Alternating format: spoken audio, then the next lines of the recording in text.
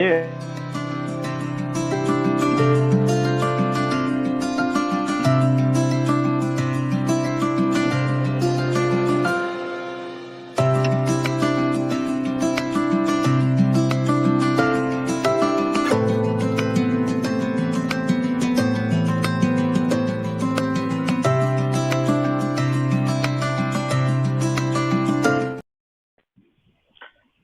Namaste. Welcome to another edition of our lecture series on Christianism.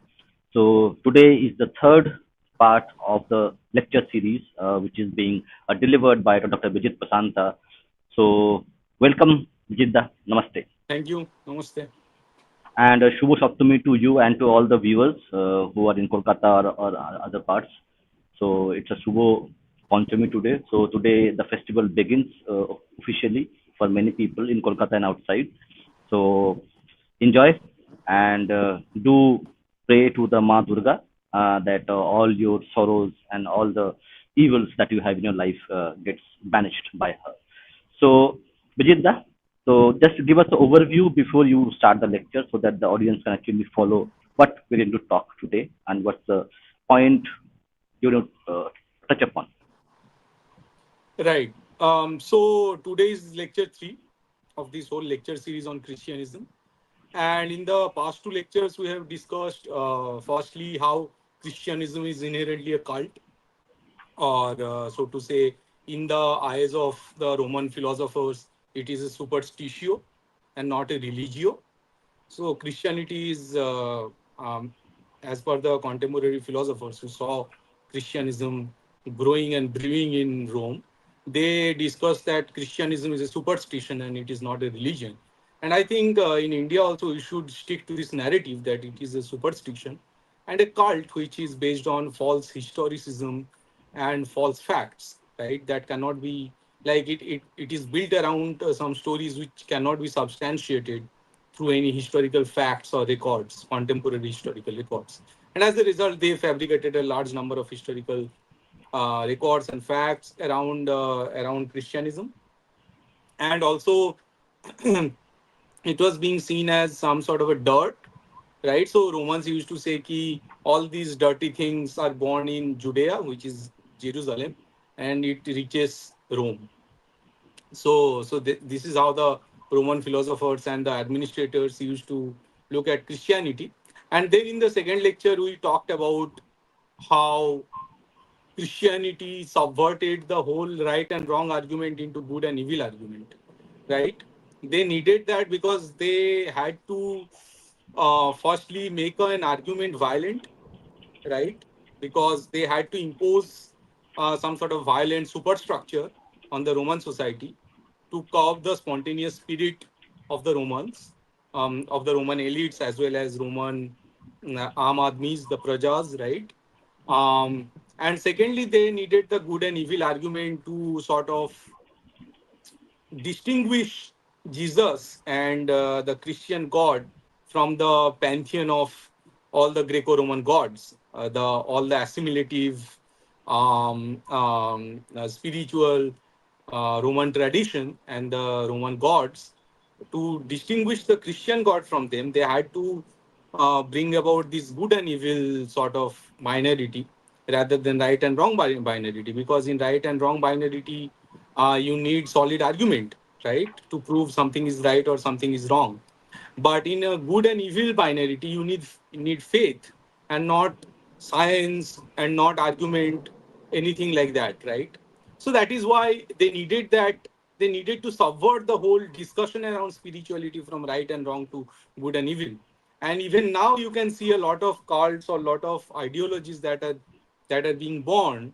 It is born from the womb of same sort of Christianism or Christianistic idea, which actually claiming ki this is good, whatever, Brahmins are good, Sudras are evil, bourgeois are good, or proletariats are evil, or proletariats are good, bourgeois are evil, and all these sort of ideas. Like whatever, heterosexuals are bad, homosexuals are good, and all these sort of good and evil argument through which you can sort of paint the whole world into black and white. It is the choicest gift of Christianism to mankind. Okay. Yeah, so this is basically what we discussed in the second lecture. And in this lecture, we are going to focus on Christianity in the eyes of the European scholars and philosophers. And specifically for this lecture, I want to focus on Christianism in the eyes of Christian philosophers and Christian scholars, because that will give us an idea to about how these, like their own scholars, they used to see Christianism in the early day Christianism, and what sort of modification they did. Because Christianism, no matter what they say, it is a revelation or whatever, it is a political idea than a spiritual idea. So these all these sort of disciples, apostles, or pope, they sort of started. They were looking around the whole society, and based on how the society was reacting to Christianity and to Roman classical traditions, they were manipulating their narrative, and those narrative became part of these so-called revelations of Christianism. So, and in the whole process, we can dig first of all the inferiority complex about all these Christian philosophers, and their reinvention and rediscovery of new narratives. It will also help us understand how Christianism is spreading in India, right? Why this is necessary? Because, for example, you know that the Islamic practices, for example, in India, they are in stark contrast as compared to Hindu dharma, right? कि वो अगर if Hindus are rotating in the clockwise direction, we are going to use the anti-clockwise direction. If Hindus are keeping trees around their temples, then keeping trees in mosque is a guna, right? As written in Fatawa Alamgiri. And then if Hindus are, let's say, doing Murti Puja, then Murti Puja is haram. All these sort of direct clash with Hindu dharma makes like the whole Islamic tradition in physical contrast. You can literally notice ki okay, this is directly going against the belief of of Hindus and Hindu tradition and everything. So because of the clash, the conversion to Islamic fold from Hindu fold, it's relatively difficult, at least in India, no matter what people are saying. In Pakistan, Bangladesh, maybe there's a top-down agenda that is going on. Breathing exercise are all essential Hindu practice. Just saying. Okay, so I want to say one thing here. So when Rene Descartes, he wrote a book called Meditation, and meditation was banned by Christianism in Europe. Okay, so because in Christianism, meditation is inquisition, and it is sort of haram as per Christian tradition, right? Inquisition is haram in Christianism. So because so now they are saying ki, okay, let's practice Christian meditation. If they are saying that, clearly say this in their face ki, show them the list of books. Those are banned. Those were banned by Christians in 15, 16, even till like 20th century. Meditation is one of the book which was haram and which was banned by Christianism, and tell them that there is nothing such as Christian meditation. Meditation is in direct contrast with Christian beliefs. So if you are doing meditation, you are not a Christian, you are a Hindu. Tell them directly, okay? Anyway, so what I was saying was that Islamic practices are actually in direct contrast as compared to Hindu practices. So कोई भी अगर fold change करना चाहता है, he has to change everything that is going on in his mind, his tradition, how he moves, whatever, right? But in India, at least, the Christians are spreading in a very cunning way because they don't go in direct clash. So if a temple is distributing some nice payasam, right, some kheer, then the corresponding, so the church beside the temple, they will also start distributing some sort of payasam. So they, if Hindus are, let's say, bringing out Ratha Yatra, as you see recently in Twitter as well, Christians are also gonna bring some Ratha Yatra out. Okay, so they don't go directly with the, at least in the tradition. What they try to do, they penetrate by colluding, with evil minds, and colluding with jealousy, that is there in society through the some divisive lines, between, let's say, elites and non-elites, between educated, uneducated, between, so to say, upper caste, lower caste. So they exploit those divisive lines. Okay, so you won't see कि Christianism spreading, but वो लोग अपने काम कर देते हैं. That's why it is important to understand how Christianism spread in the Roman society, so that we can counteract.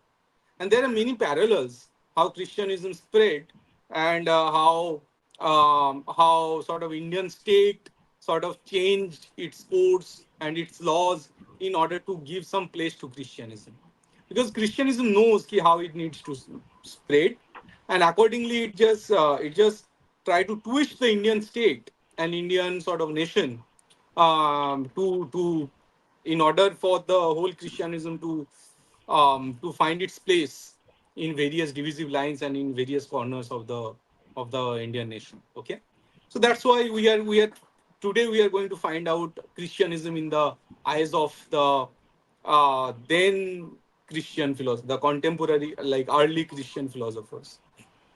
Okay. So this is the recap, and you know that, okay. So Christianism, for example, when they started to spread, like when Constantine the Great, he adopted Christianity. He adopted out of guilt and not out of some pride.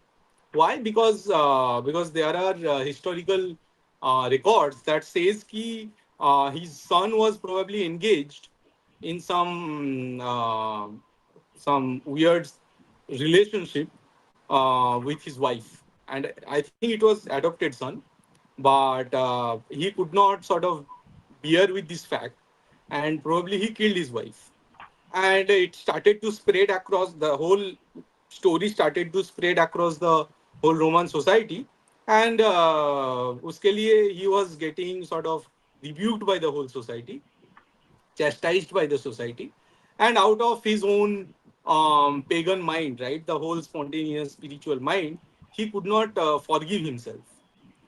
He killed his wife. So he was asking sort of he was going to the Roman priests, and then or philosophers, and he was asking how can I sort of atone for this sin, right? And then the whole pagan priest, everyone, they were saying वही कि कर्मा है तो भुगतना पड़ेगा, right? कि you have to suffer for this. I mean, there is no way out. We cannot give you any cheat code which will give you some atonement, right? But then some Christian sort of whatever local guy approached him, and he said that, okay, we can give you atonement, and we can give you some exoneration, right, from this sin, but you have to adopt Christianity. And so in the whole process, Constantine the Great, he adopted Christianity, and he was very happy, I mean, out of the whole process, because he got some position to some section of the society. Yeah, Shubho Mohapanchami. Oh wow, okay. So Santosh Mitra Square থেকে এলাম. Okay. Right. Yeah, we saw the whole pandal there in Santosh Mitra Square. And Shubho Mahapanchami to all of you. Right. So once he got converted, उसका फिर लाज शर्म पूरा खत्म हो गया कॉन्स्टेंटाइन द ग्रेट का. And he started to sort of banish the whole pagan practices. He started to already like stop. Acha, हाँ. Then what happened? Then first thing that he did, he started जैसे जजिया होता है. He started to impose taxes on the pagans, और उनसे पैसा लेके he started to fund the Christian people, the Christian community, and he started to build a lot of Christian structures from the money from the with the money from the pagans. तो ये basically जैसे अब India के state भी करता है, the Indian state also extort money from Hindu temples, and then they fund the Christians and the Muslims, वो अभी भी वो तब कॉन्स्टेंटाइन द ग्रेट का one of the first policies था. एंड फिर धीरे धीरे I think Constantine the Great and then his son, they started to promote laws to ban polytheism, to ban idol worshipping. They started to destroy the temples. धीरे धीरे फिर uh, ये जो destruction वाला पार्ट है हम लोग आई थिंक फोर्थ या फिफ्थ लेक्चर में वी विल डिस्कस. यहाँ पे क्या हुआ फिर they were destroying temples. They were, and at that time, remember, pagan temples used to be like libraries, right? I mean, they used to host huge libraries. रोम में जितने सारे बड़े बड़े टेम्पल थे, या फिर अलेक्जेंड्रिया हो गया, या फिर दमस्कस हो गया, ये सारे जगह जितने भी बड़े बड़े टेम्पल्स थे, those used to also have biggest libraries. Okay, तो यहाँ पे एक किसी का कोटेशन है जो कहते हैं कि a monastery without books is like a garden without herbs, a meadow without flowers, a tree without leaves, um, and basically monks are basically the derivative of all this nice practice, right? And monks are like the light of these places. ठीक है. So this is the tradition. वो जैसे हिंदुओं में भी ये tradition है, right? At least था तब कि टेम्पल के साथ एक बड़ा लाइब्रेरी भी होता था, और जो लाइब्रेरी या यूनिवर्सिटी होता था वो बिहार कहलाया जाता था. मतलब वो पूजा स्थल भी होता था वहां पे. Now this is a very powerful thing, right? Because जैसे एक सेरापिस का एक टेम्पल था. सेरापिस आई थिंक सीरिया में था, या नहीं अलेक्जेंड्रिया में था शायद. बाय द वे उस टाइम पे काफी सारा अलेक्जेंड्रिया हुआ करता था. So one of the main big Alexandria was the Egypt one. और वहां पे एक सेरापिस का टेम्पल था जो बेसिकली पहाड़ के ऊपर था, और it was one of the biggest temples, जहाँ पे बहुत एक बड़ा लाइब्रेरी था. उसको फिर वहाँ सेरापिस का मूर्ति वूर्ति तोड़ के पूरा वो जो टेम्पल था उसको गिरा के बुक्स फुक्स जला दिया गया. ये सब जब किया तब अलेक्जेंड्रिया का वो कल्चर, वो जो पढ़ाई वाला कल्चर है, that whole academic culture, that was associated with the whole paganism, it also got destroyed. फिर वहाँ पे even after that, I think that happened in 292 AD or 392 AD, I guess. I have to see, check. But उसके बाद खत्म नहीं हुआ उसके बाद भी. जैसे you must have remembered India में, I am always trying to draw the parallel because I want to show you how similar the events are, so that you get to know what to do from here. Okay, so जब 1198 AD में I think ये बख्तियार खिलजी ने नालंदा जलाया था. उसके बाद 1234 AD में एक तिब्बत से मॉन्क आए थे, वो बिहार में आए थे. तो जनरली जब खिलजी ने पूरा बिहार का एजुकेशन इकोसिस्टम और बुद्धिज्म खत्म किया, then Tibet se all those monks, they used to be very afraid to come down to Bihar. So what they used to do, they used to just stay in Nepal for a while, collect some books, make some copies, manuscripts, and then used to go back to Tibet. But this guy, Dharmaswami, his name was, he came and he described all those process, I mean destruction, okay, that was going on at that time. And that is one of the few sort of first-hand historical records that we have about the destruction around Nalanda. Okay, but वहाँ पे लिखते हैं कि ये पूरा पूरा जो मुस्लिम का इन्वेजन हो गया है, इसके वजह से यहाँ पे जो बिहार है यहाँ लोग पढ़ाई नहीं कर सकते, and all these things recorded. यहाँ पे भी सेरापिस का जो हुआ था उसके बाद अलेक्जेंड्रिया का लाइब्रेरी चला गया, फिर वो खत्म हो गया. But not quite, right? क्योंकि जो पढ़ने आएंगे वो तो फिर उसी जगह पे आएंगे, उसी जगह they will try to accumulate. And in the process genius was born, a female genius, prodigy, whose name was Hypatia.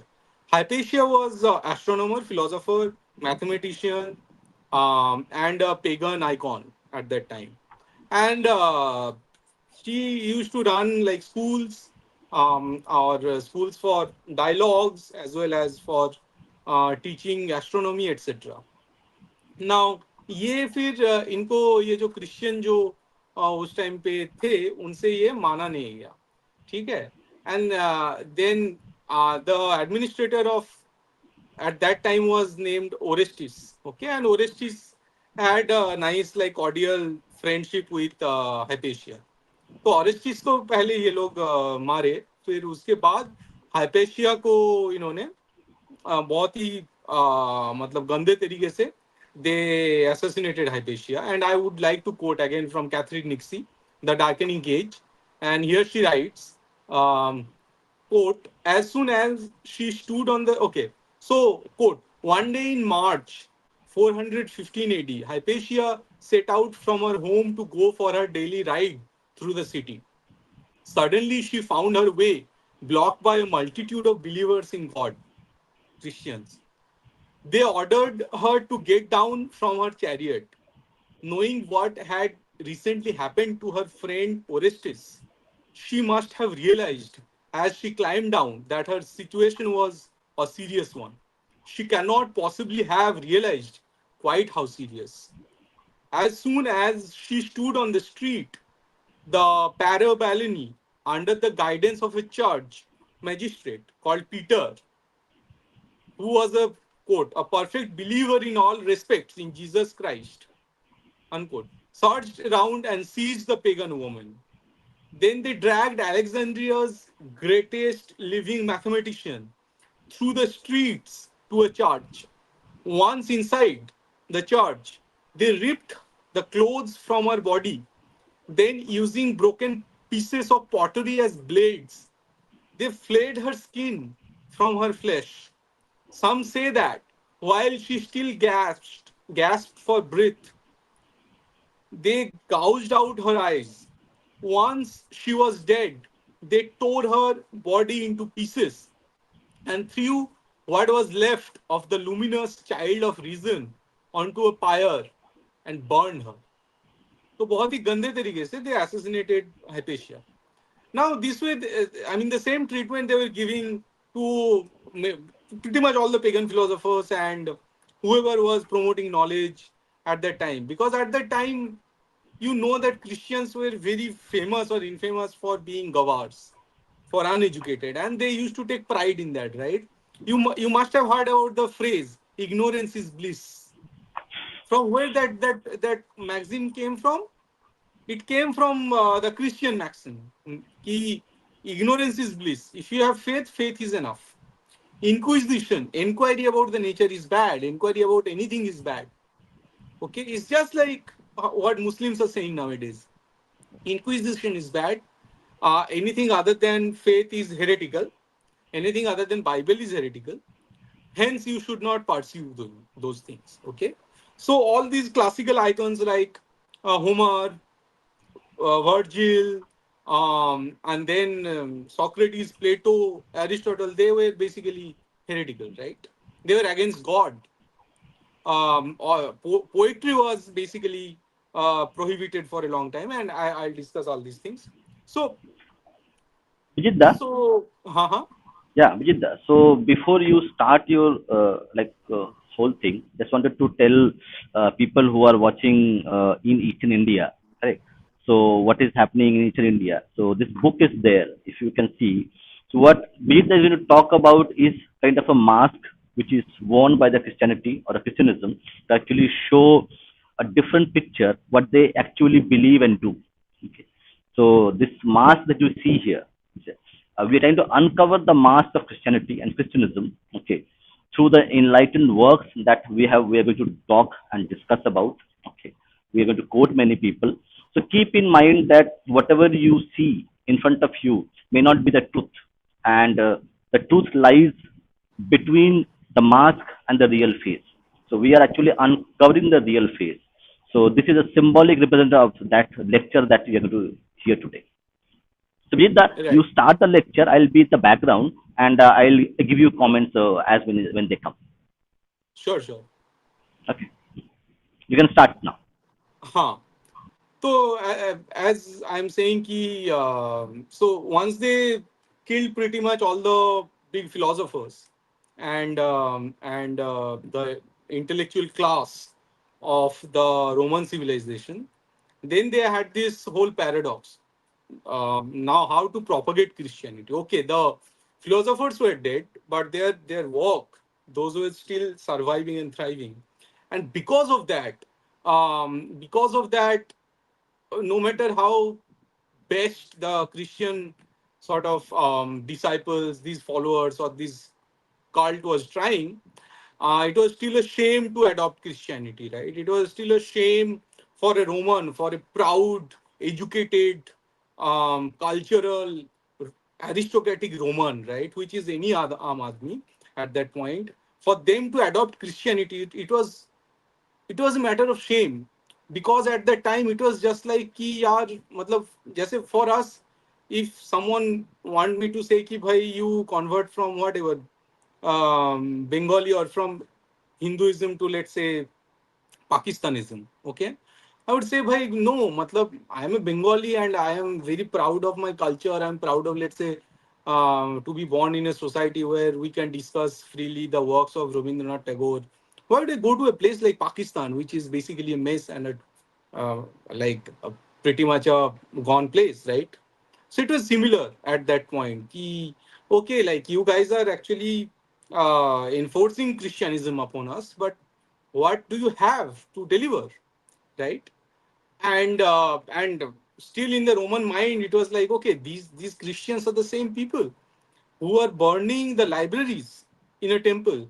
So okay, like you are vandalizing the temple, the murtis, that is fine, but with that you are also destroying the libraries. So fundamentally you are against education, and anything that makes us civil, anything that makes us educated, anything that makes us inquisitive. So what can Christianism deliver, for example, right?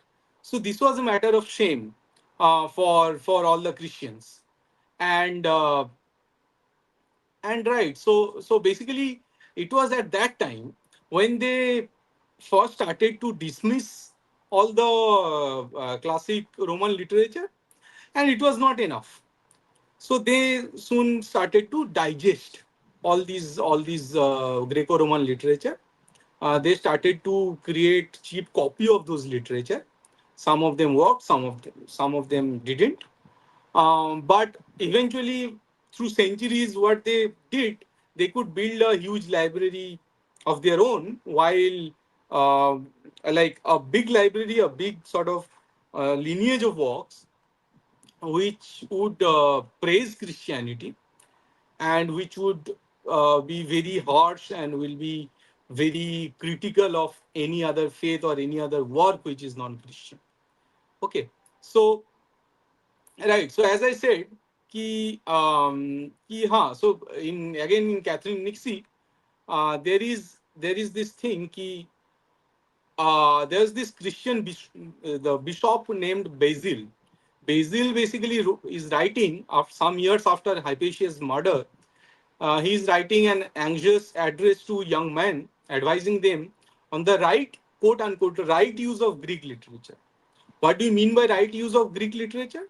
Ki, okay, you go through those Greek literature, and but you know Greek literature is is not fully compliant with Christianism, right? So Basil is writing that these young readers, after going through this Greek literature, they should not surrender to these men once for all the rudders of your mind and follow them whithersoever they lead.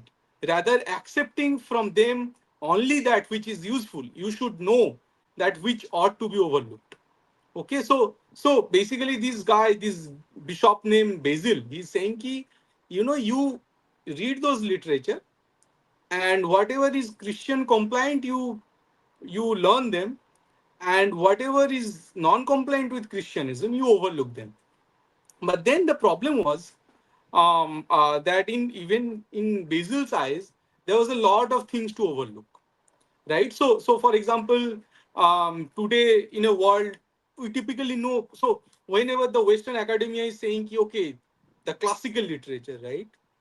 Now in modern day, by classical literature, imply this whole Christian literature, so to say.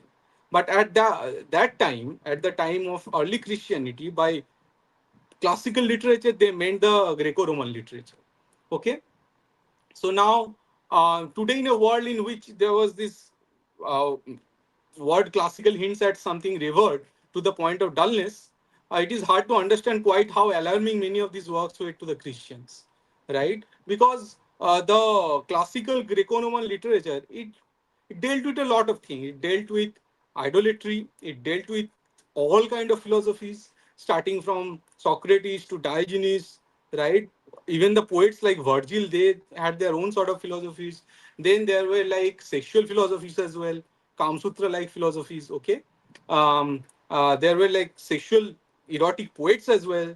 There were blasphemy about the very, like even the pagans, they used to make blasphemy of their own god, right? There were all kind of Greek tragedies, murder stories, mysteries, vanity, and most of these things were considered as sin in as per Christianity, and that is what made them so enjoyable, right? I mean, it is that sort of spice in those books that actually made them readable and enjoyable to the reader. But as per Christians, they were damnable. Okay, so for example, if you even Homer, right? If you read the Iliad, you will see ki there are these god Ares seduced by Aphrodite, right? And then all these sort of seductive stories. There were, for example, I read something.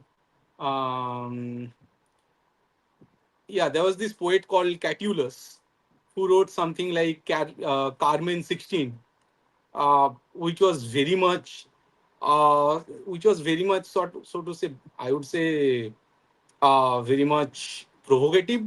Okay, and you can go and search about all these kind of classical Greek works. Okay, but then as per Christians, they were like, okay, how could one recite such filth? Okay, and then go on to church to read the Christian works, right? And they're asking how can Virgil as a poet and his work can go with the gospels, or Cicero, for example, the guy who hugely criticized Christianity as being the cult and falsehood. How can Cicero go with the apostle, right? And they are saying they should not, and basically they should not drink up of Christ, and at the same time the cups of from the cups of devils. Okay, and so hence they started to censor a lot of such classical literature, so to say the Greco-Roman pagan literature. Okay, and and yeah, so then Basil is basically saying ki good Christians should entirely omit the bawdier classical works. If by chance your eye alighted on a classical passage that portrayed depraved men, then you must flee from them and stop up your ears. Okay, and then he goes on further to say ki wherever there is this Ovidian naughtiness, means some form of, let's say, sensuous naughtiness, he is saying ki we shall not praise the poets. So let's say there is a poem which is talking in a very adulating way about women. So then this guy saying ki this is actually some sort of blasphemy and you should not praise the poet. Okay, so this is going on. And then there are some other works also that they started to censor. So for example, there was a Roman emperor himself who was very famous for his philosophy of, in modern day words, stoicism. So there's this stoic emperor Marcus Aurelius, right? And Marcus Aurelius write a lot about, let's say, so he was something like he used to practice celibacy, but when he's writing why you should practice celibacy, he is detailing out in a poetic way about, for example, intercourse. Okay, and for that reason, so he's prohibiting this sort of promiscuity, but because his writing was actually describing, let's say, in a poetic way about intercourse, he was also banned by Christianism. Okay, and then in an extended simile that would have been at home in that heathen Homer, so Basil, this guy, He therefore advocated caution that young men should read classics much in the manner that bees visit flowers. For the bees do not visit all the flowers without discrimination. Rather, having taken so much as is adapted to their needs, they let the rest go. Okay. So basically, here Basil is saying ki we have to censor much of the greatest Greco-Roman literature because they are nasty. Okay. Uh, and then, yeah, then the next kind of literature that was there that the Greco Romans created was about their gods, obviously, right? And especially there were many gods, and their writings were representing those many gods in many beautiful, equally diverse kind of language and poetry, right?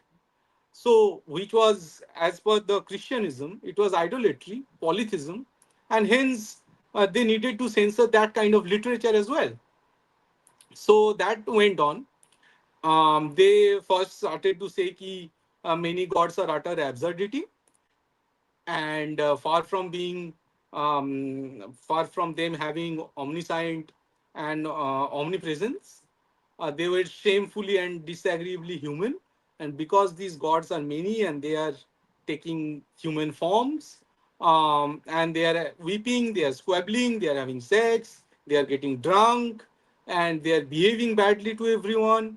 Hence, these gods, these Greco-Roman gods, they need to be banned as well. So the Christian administration and these theologians, they started to ban the Greco-Roman gods as well.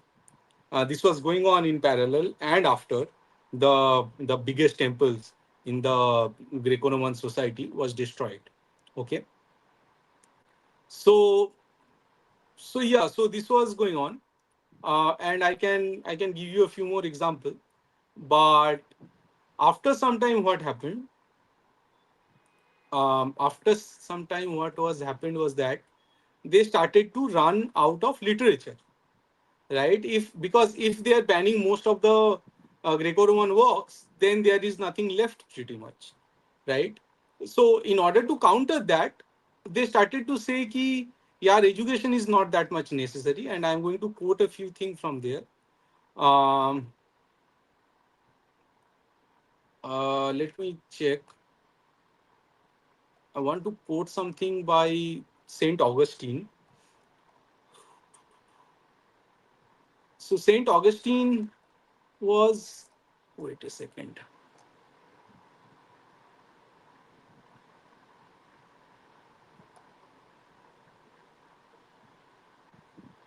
Uh, Need that quote here. Huh. So basically, huh. So at that time, because Christianism was against education, right? Um, hence, hence the idea was that first they had the feeling that we don't need to produce much literature. But then in the whole process, the Roman elites, they started to be sort of disillusioned with Christianism. Okay, so yeah, so out of all these exuberant illiteracy, there arose a problem, however. While storming the gates of heaven might be achieved with no education, the gates of the elite villas of Rome required a little more sophistication. Educated Romans and Greeks, such as Celsus, Porphyry, had long looked at the literature of Christianity with utmost disdain. So even at that time, when they were writing all these Christian proses and verses, overall Bible was not considered as the greatest achievement as a literature, and in fact it was written in simple words. Hence, the whole Roman elites used to look at it with disdain and with sheer snobbery. Okay, they used to think कि यार this is written in such a मतलब easy language. There is no ornamentation, figure of speech, or any other literary sort of um, nicety to it. How can it be the word of God? Okay, so because of that, Greek philosophers like Celsus, Porphyry, they started to say कि यार ये गवार लोगों का literature है. right? And writers such as Saint Augustine and Jerome knew it. So Saint Augustine was one of the very few first set of people in Christianity who understood the importance, the significance of this thing, the significance of knowledge and the significance of literature. And it is very likely that he had a great understanding of overall Greco-Roman classical literature as well. Okay, so he felt the compulsion. Saint Augustine felt the compulsion that we have to create our own literature. Okay, we have to create our own work that would stand tall, or even that can stand before the great authors and poets and writers produced by the Greco-Roman pagans. Okay, so yeah, so writers such as Saint Augustine and Jerome knew the importance of literature, and here the part of the problem was Bible itself. Not only what it said, but the way in which it said it. Today, robed in the glowing English of King James Version, it is hard to imagine the language of the Bible ever causing problems. So, first of all, when they say कि Bible is the revelation of God and all these things, you have to understand कि Bible का बहुत addition निकला है. ठीक है, there have been many corrections and many additions and deletions and change in the language and all these things that have happened. And the latest sort of most famous English version, it was edited by King James of England. Okay, now, in the 14th century, it had no such antique grandeur. The Gospels of the Old Latin Bible were written in a distinctly demotic style, rich in grammatical solecism and the sort of words that grated on educated ears. The loss of meaning was negligible, and the ancient equivalent saying serviette rather than napkin. The loss of status was intolerable. If this was the word of God, then God seemed to speak with distinctly common accent. Okay, तो पहले मतलब बहुत ही easy language में Bible लिखा गया था, तो इसके वजह से ज्यादा ज्यादा स्प्रेड हुआ था. So that is given, but the point is जो रोमन एलिट है उनके नजर में ये गॉड का काम नहीं हो सकता था. ठीक है. Now, this Greco-Roman elite society had an acute ear for accents. Augustine grew up knowing that the grammatical error was more frowned on than moral error, and that one might be more despised for saying human beings rather than human beings, for example. Okay, so because grammatical errors were more frowned on than moral error, and these early version of Bible had a lot of like grammatical and otherwise errors and for example mistranslations. Okay, which were, for example, Mother Mary, right? So early Christians were saying, and still this is the view of mainstream Christianism, that Mary gave virgin birth to Jesus, right? But the very word virgin is a mistranslation. Okay, because they translated from Hebrew Bible to the Roman Bible, and in the process, uh, the word Kumari, right? I mean, young woman, it got mistranslated to virgin woman. That led to such a great sort of cults and thoughts कि Jesus got a virgin birth from Mother Mary, right? Um, so these sort of errors were there, mistranslations were there, grammatical errors were there in Bible, and that's why the elite Romans, they used to despise this. Okay, now now Augustine was well aware of this, and so he started to launch a defense of Bible. And so he's asking, why does it matter if one use the wrong word or the incorrect grammatical case? Everyone understood what was being said anyway, whatever words or cases it was said with. What did it matter when you were beseeching God to pardon your sins, whether the word ignosia should be pronounced with the third syllable long or short? Okay, and then Augustine is saying ki all these pronunciation or spelling, even if they are incorrect, it does not matter, because God will probably pardon all these grammatical sins, right? And we don't need the Roman aristocrat to forgive us, quote unquote, forgive us and our sins, right? Because above all, there is a God who is going to forgive us. And this simplicity of Christian texts repelled many who might otherwise have considered converting and shamed many who already had. To convert was, in the words of the telling Augustine phrase, to enter the intellectual world less of a Plato or a Pythagoras than of your concierge. The upper classes simply were not going to countenance that. And as long as they stood firm against Christianism, then many below them would too. This disdainful elite was the ramparts of a city that does not believe, a city of denial, right? So they are saying कि the Roman elites वो लोग मान नहीं रहे हैं. They are not ready to believe because they think their literature is extreme, their literature is excellent, while Christian Bible is inferior. उसमें grammatical error है, और फिर अगर कोई बंदा बोल भी रहा है, अगर कोई sermon भी दे रहा है, उसका मजाक उड़ाया जा रहा है, and all these things was going on, right? So Augustine at that time is writing कि यार ये जो elite class है ये तो मानने के लिए तैयार ही नहीं है. Hence, it was painfully obvious to the educated Christians that these intellectual achievements of these insane pagans were vastly superior to their. ठीक है, तो पहले ये क्रिश्चियनों ने इन्होंने मान लिया कि यार जो पेगन अचीवमेंट है till now, this is vastly superior to us. For all that declaration on the wickedness of pagan learning, few educated Christians could bring themselves to discard it completely. जैसा अब इंडिया में होता है, right, कि Brahmanism Brahmanism बोला जा रहा है, बट जो भी, अगर तुम हिंदू लिटरेचर को ब्राह्मणी लिटरेचर भी कह दो, then you still don't have that class of literature, right? Among the Christians or among the Muslims in India. तो तुम उसे ब्राह्मणिकल लिटरेचर कह सकते हो, but until unless you have that sort of parallel literature, you cannot counter them. So इसीलिए अभी India में क्या चल रहा है, अभी इंडिया में आप लोग देखेंगे कि काफी सारा संस्कृत में जैसे बाइबल लिखा जा रहा है, संस्कृत श्लोक निकाला जा रहा है, which from the Bible, right? ये लोग फिर अच्छे अच्छे लॉन्ग वर्सेस पोएट्री ये सब लिख रहे हैं. बाइबल का इन्होंने हर एक लैंग्वेज में ऑलरेडी बुक्स निकाल दिए हैं. So they are creating a parallel structure, parallel quote unquote spiritual structure, जो सभी लैंग्वेज में हो रहा है. और ये लिफलेट के थ्रू, कोई ऑटो रिक्शा के पीछे ये लिख लिख के इसका प्रचार कर रहे हैं.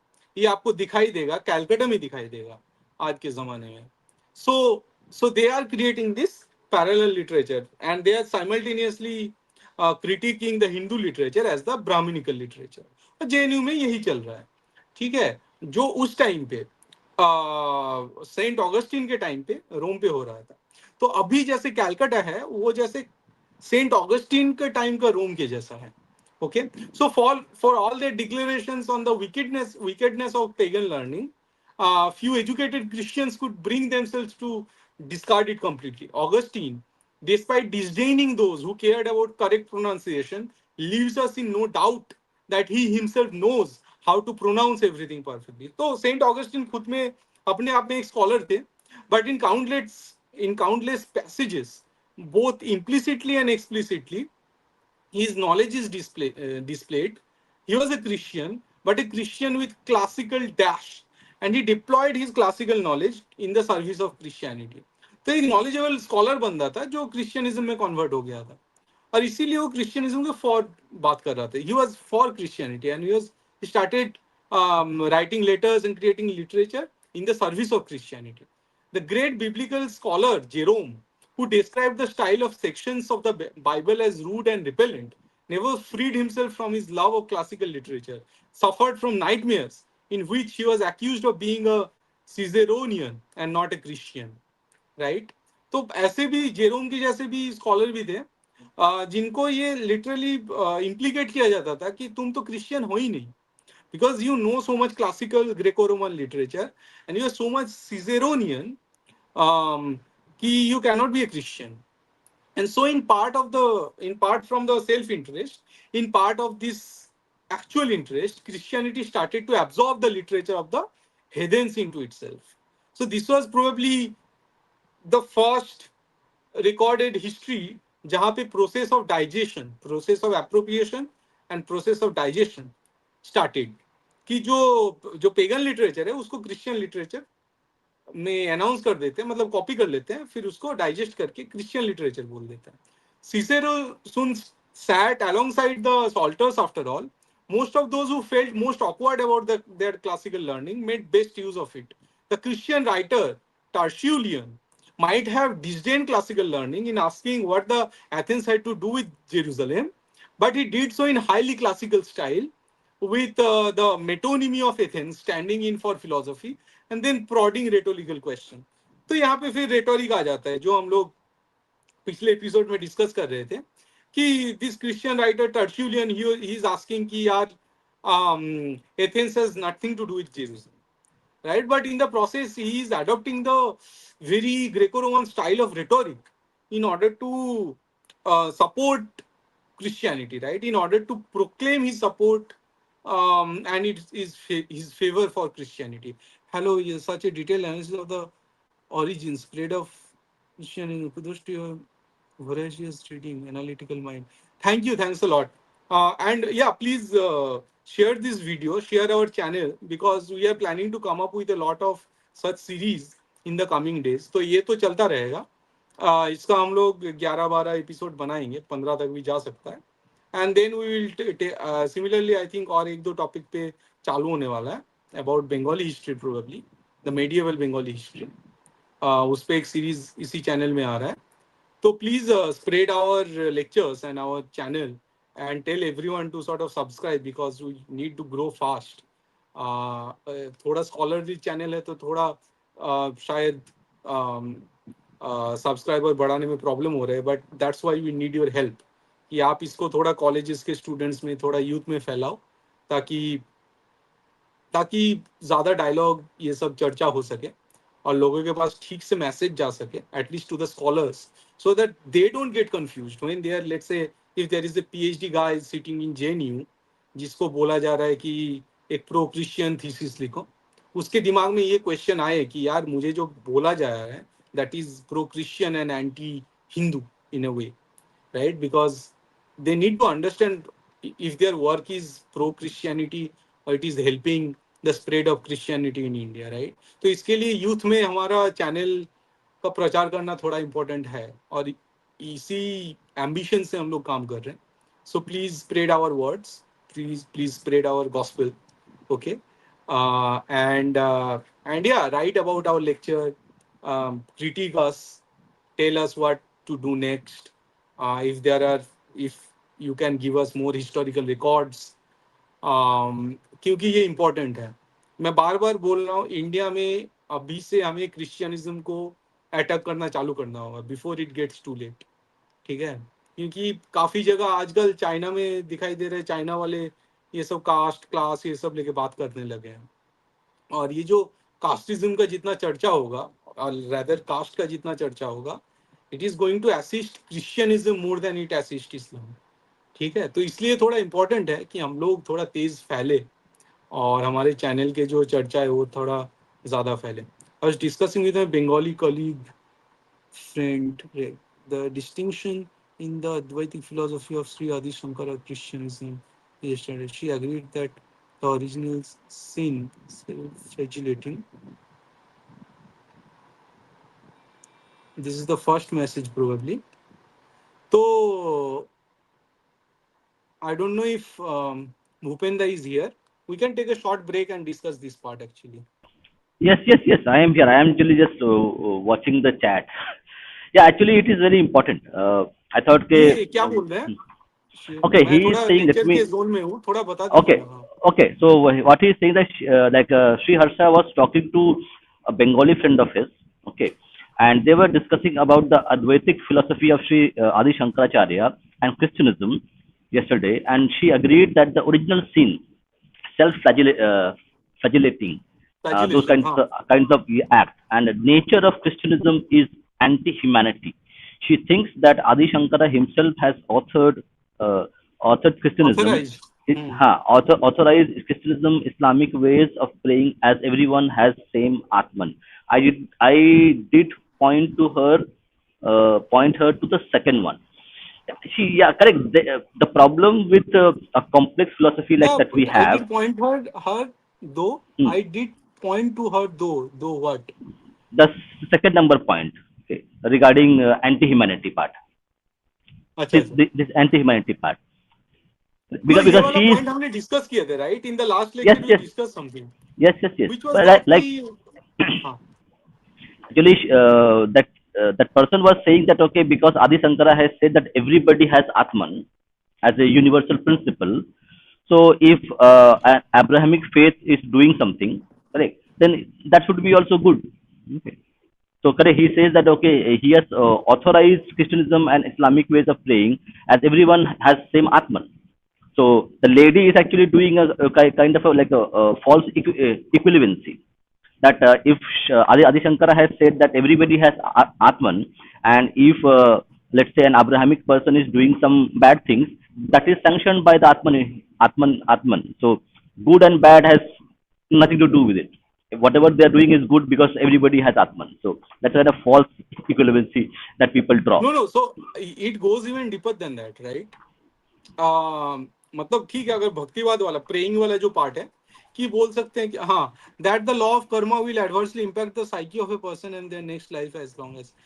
हाँ, मतलब ठीक है, नाउ शी कैन आस्क कि यार नेक्स्ट लाइफ क्या बोल रहे हो, why should I believe in next life, right? क्रिश्चियनिज्म is preached with all its features. See, यहाँ पे वो क्वेश्चन कर सकती है कि नेक्स्ट लाइफ किसे पता है. इससे अच्छा ये नहीं है कि मैं क्रिश्चियनिज्म में यकीन कर लूं which talks about linear time, because linear time is at least perceivable time, right? But यहाँ पे एक प्रॉब्लम है जो हमने लास्ट लेक्चर पे डिस्कस किए थे, if you remember. Last lecture पे हमने आइडिया फॉर्म डिस्कस किए थे. वी डिस्कस्ड कि let's say when Plato is talking about the idea form, right? So पहले रिटोरिक था कि Uh, we can yeah, Sri convince Harsha, someone. you can actually हाँ, join. I think you are a member. So if you go to the members, the post we share, na, in the members only post, you will see the link. So you can join. So just let me show you. So where you will be able to अभी find join, it. हाँ अभी ये discuss कर लेते हैं, बाद में क्यों Yeah. डिस्कस You करें. can join. So let me just share my screen. Or anyway, we'll do one thing. I think let's share the link here itself that people can join. Okay, that should not be an issue. So let me post it. So Sri Harsha, you can actually join. I have pinned it here. So you can just click on the link and join.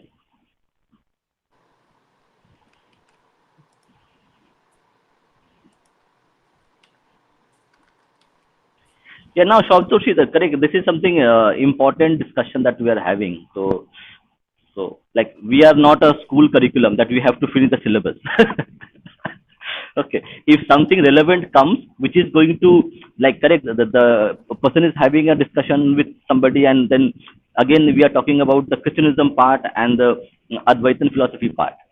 So it is not very irrelevant to us, but yeah, it's a bit of a diversion, but it's but what overall we are topic the going to same. Argue right now is very important, because ये सब लोग मतलब Christianism ऐसे ही बोलते हैं ना, अगर भक्तिवाद है तो हम लोगों के पास भी तो प्रे ही तो कर रहे हो. इससे ज्यादा मतलब इससे दिस इज इक्विवेलेंट ना कि तुम प्रे कर रहे हो या नहीं कर रहे हो. Yeah, हाँ, नमस्ते. we have Sri Harsha with नमस्ते us. श्रीहर्ष साहब.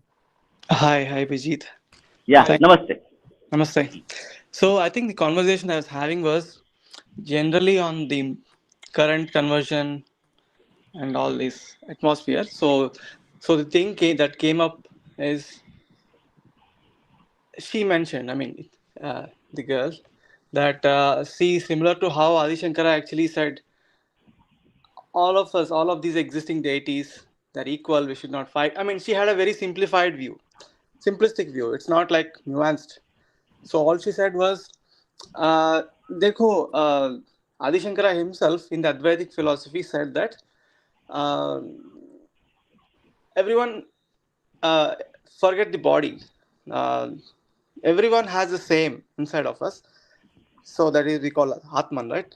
So so basically, the way you pray. See, she used the word the way you pray shouldn't matter.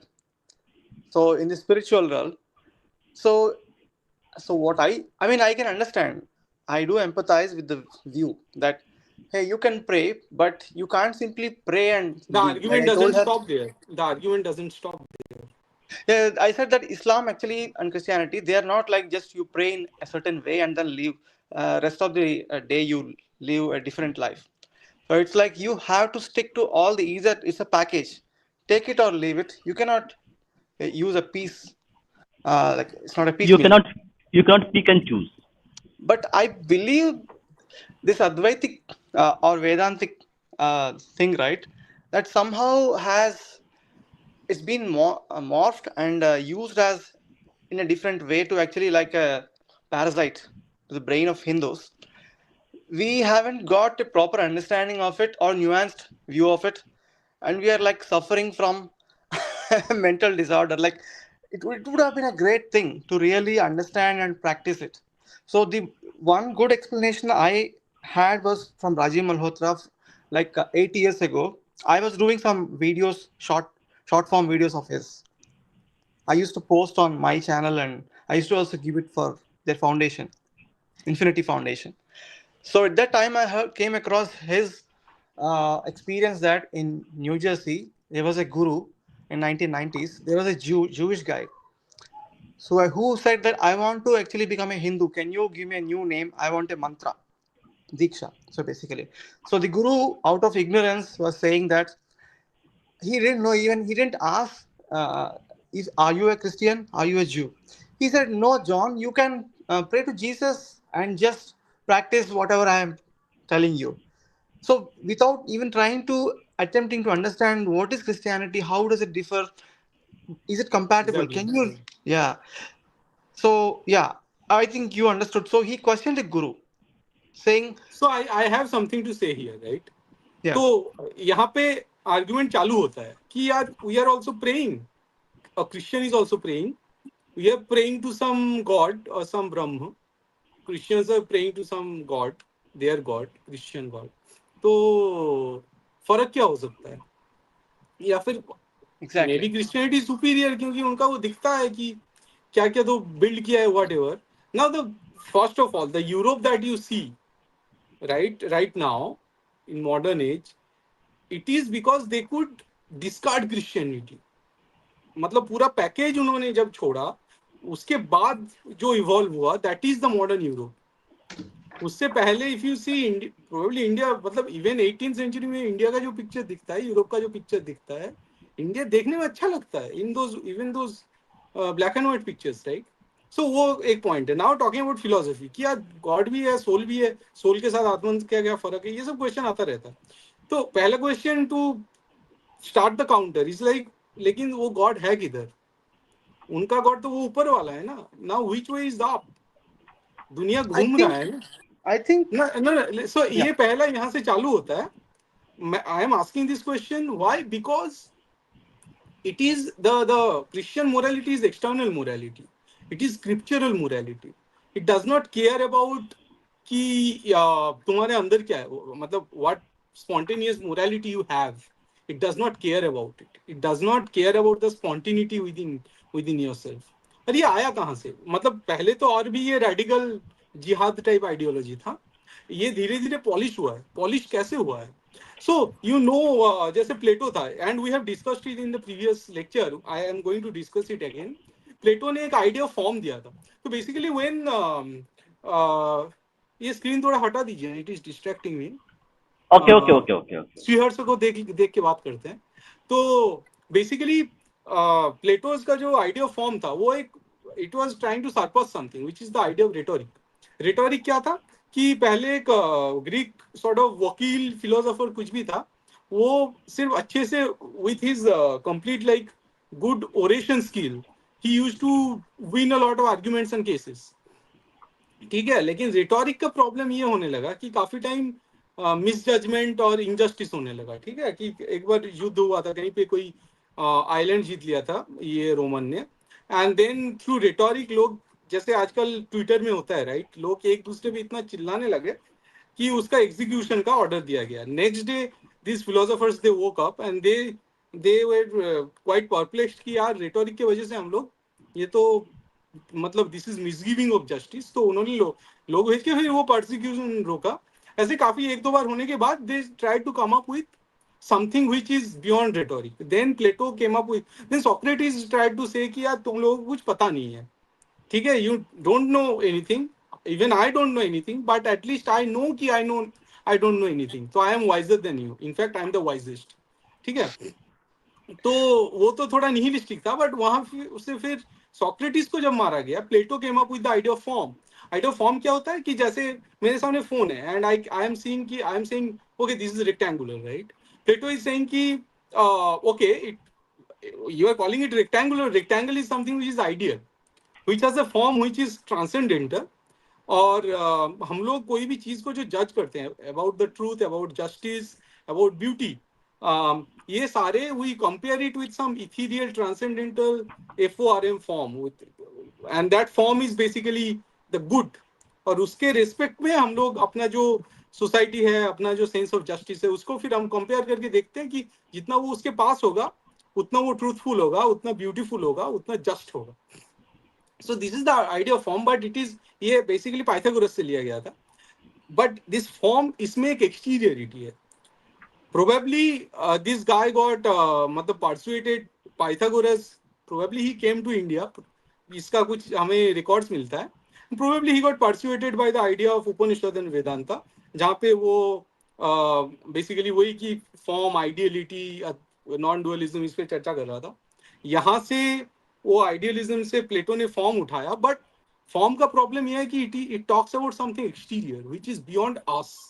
तो इसलिए मैं बोल रहा था काफी सारे रफाल का, जैसे रफाल का एक पेंटिंग देखोगे, the school of Athens probably, वहां पे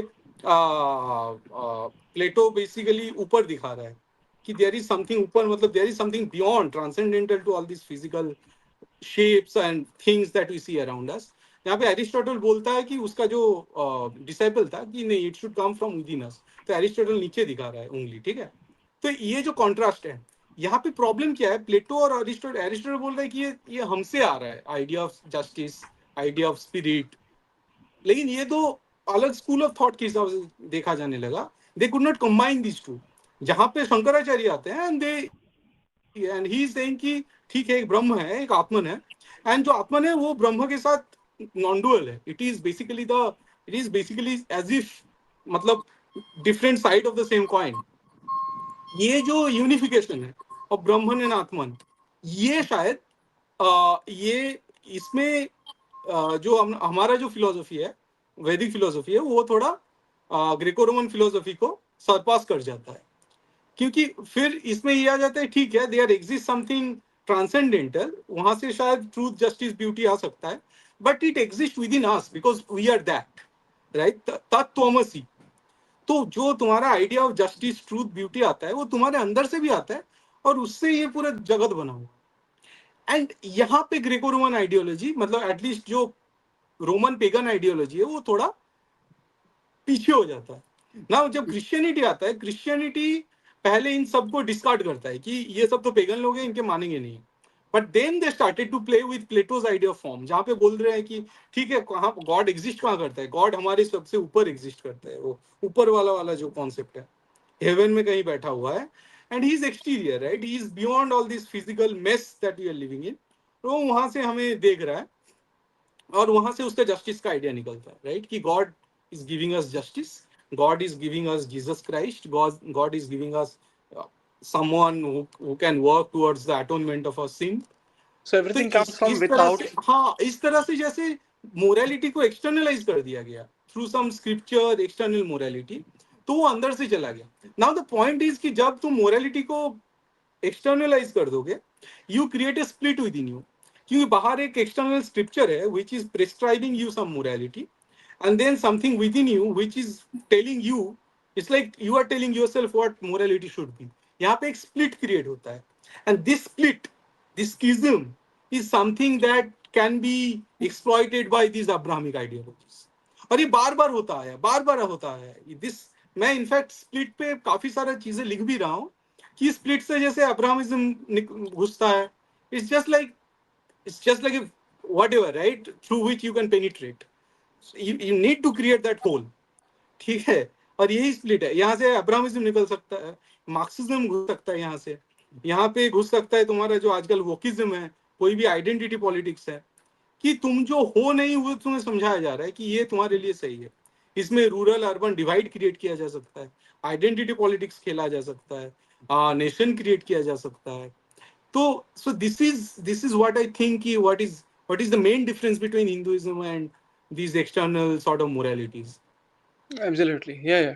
I think for a more simplistic mind, right? They don't want to get into.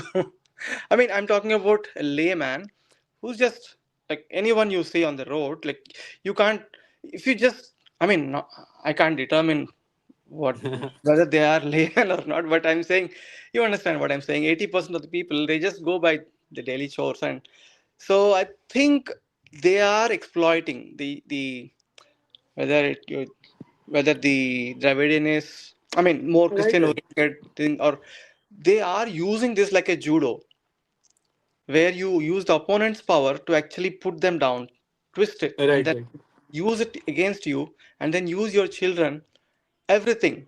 So yeah, I mean, I don't know what is the No, content of your. I think इसका जो काटने का सबसे आसान तरीका यही है, first of all talk about the spontaneity, कि तुम जो हो उससे हटने की कोशिश मत करो, because morality is something that, मतलब that doesn't need any words to be revealed. ठीक है, Correct. मोरालिटी को कोई वर्ड्स की जरूरत नहीं है to reveal itself with in you. ये That's पहला what I पॉइंट है mentioned actually. कि whatever spontaneous morality is there with in you, it is beyond words and you should respect it. मन की वट एवर इसकी बात सुनो अंदर जो हो रहा है। दूसरा पॉइंट ये है कि मेकिंग प्राउड पीपल, ये जो हमारे धिम्मी जो कॉलोनियलिज्म आया है, इसी के लिए हम लोगों के अंदर से प्राइड चला गया है। और जब एक बंदे के अंदर से प्राइड निकल जाता है, वो फिर क्रिश्चियन कन्वर्शन का रास्ता खोल देता है। So if you make your country and the country man and everyone around you very proud people, Christianity will be banished from the land. जब तुम लोगों को सर्वाइल बनाने लगोगे, उसी के थ्रू फिर ऐसे क्रिश्चियनिटी जैसा एब्सर्डिटी घुसेगा। Even the absurdism itself, nihilism, absurdism, ये सब किस लिए है? यू नो, तुम्हारा प्रत्यक्ष है, right? It is a direct experience that tell you that we are not nihilistic. We know we are not nihilistic. But अगर कोई यूरोप में कोई एक लिटरेचर क्रिएट करता है, जॉन पॉल सार्त्रे हो गया या फिर अल्बर्ट कामू हो गया, who is talking about nihilism and absurdism, you know this is not true. So if they are trying to convince you through words, you know ki this is jugglery with words. These are just like old and new testament that these guys are trying. ये अपने अंदर जो प्रत्यक्ष है उसको जब respect करने लगोगे तो ये स्क्रिप्चरल मोरालिटी, एक्सटर्नल मोरालिटी, ये हट जाएगा। So this is the way to counter it. नहीं तो Yeah, ऐसा I ही think होने लगेगा, मतलब नहीं तो certain Anurag level of. Kashyap जैसे, हाँ हाँ, निहिलिस्टिक मूवी आने लगेगा तो लोग फिर एक दूसरे को मारने लगे, खुद को मारने लगेंगे। वेस्ट में ये काफी जगह हो रहा है। They are just sending a tweet कि like if this I am going to kill them, और जाके गोली चला रहे हैं, right? This is nihilistic, Yeah, I I can see that what you're saying. I can see that very much in action. Right? Yeah, yeah, and regarding making people proud of their, uh, I'm not. I won't use the word culture and all, but at No, least forget everything, invoke their. forget culture, regionalism, proud about yourself, proud about being a man with some values. It's Yeah, just yeah, as with simple as that. values. Yeah. So Yeah. what? I Okay. mean, I just want One one more thing. last Yeah. Go question. ahead. Go ahead. Go ahead. I'm sorry to. No. No. So Go ahead. Go okay, ahead. this is the question on children. Give me three top points like which would actually help uh, in the it doesn't matter Hindu or So which part of India you are from? from southern part, south, Okay, and eastern, Andhra. so basically one thing is you take a Mahabharata and Mahabharata लेके कुछ versus बच्चे को पढ़ने के लिए बोलो। वो मोटा बुक जब दिखता है ना, दो चीजें होता है, वो बुक का जो डर है वो खत्म होता है, और दूसरा पॉइंट ये होता है बुक जब वो पेज पलटने लगेगा और वर्ड्स थोड़ा उसे बोलो कि पढ़ पढ़ के सुनाए, तो उससे फिर स्पेलिंग मिस्टेक खत्म हो जाता है। और जब अपने इंडियन लैंग्वेज में कोई बंदे का स्पेलिंग मिस्टेक खत्म होता है, वो फिर अंग्रेजी में भी स्पेलिंग मिस्टेक नहीं करेगा। ठीक है, so this is one way to do it कि just take a Mahabharata and tell him और her to basically start reading it and side. Basically आप बैठे रहो और उससे सुनो कि वो कैसे पढ़ रहा है, क्या कर रहा है, उसे भी आनंद आएगा और फिर वो एक स्कॉलर बंदा बनेगा। ये तो पहला पॉइंट है ही। दूसरा पॉइंट ये है कि हाँ, थोड़ा एजुकेटेड बनाना है कि यार ये हुआ है, ठीक है, दिस इज योर आइडेंटिटी, ये तुम्हारे साथ हुआ है, don't fall for this servility, be a proud person, but you know your history की this has happened to you. तो कोई अगर आइडेंटिटी पॉलिटिक्स, पीटी पॉलिटिक्स में लाने की कोशिश कर रहा है, इसमें मत रहो, बट अपना एक कम्युनिटी बना के रखो, ठीक है। You have to make him और हर अंडरस्टैंड कि जो बाहर वाला है उसके दिमाग में क्या चल रहा है, मतलब what kind of literature they are going through. You compare any Hindu literature with the literature from Quran, या फिर ये सब जो लिटरेचर है, यहाँ से फिर उसे क्लैरिटी आएगा, और फिर कोई उसे फिर धोखा नहीं दे सकता कि हमारे बुक में ये लिखा हुआ है, वो लिखा हुआ है। सो यहाँ से जब प्राइड आएगा, फिर वहां से वो मिट नहीं सकता। You give the basic questions कि वर्जिन वर्थ हो सकता है क्या, ये वर्जिन वर्थ बोल रहे हैं, और ये virgin itself is a miss translation from the Hebrew Bible. So few facts about their religiosity, फिर कोई उसे बुद्धू नहीं बना सकता, बोलने की जरूरत नहीं है, but knowing the fact. So this is about, I think this is about culture, right. और दूसरा तीसरा पॉइंट यही है कि मैथ्स अच्छे से सिखाना, ये तो बोलने का ये तो ऑब्वियसली सब लोग ही करते हैं। कोई म्यूजिकल इंस्ट्रूमेंट सिखा सकते हैं, this is the way to build it, right.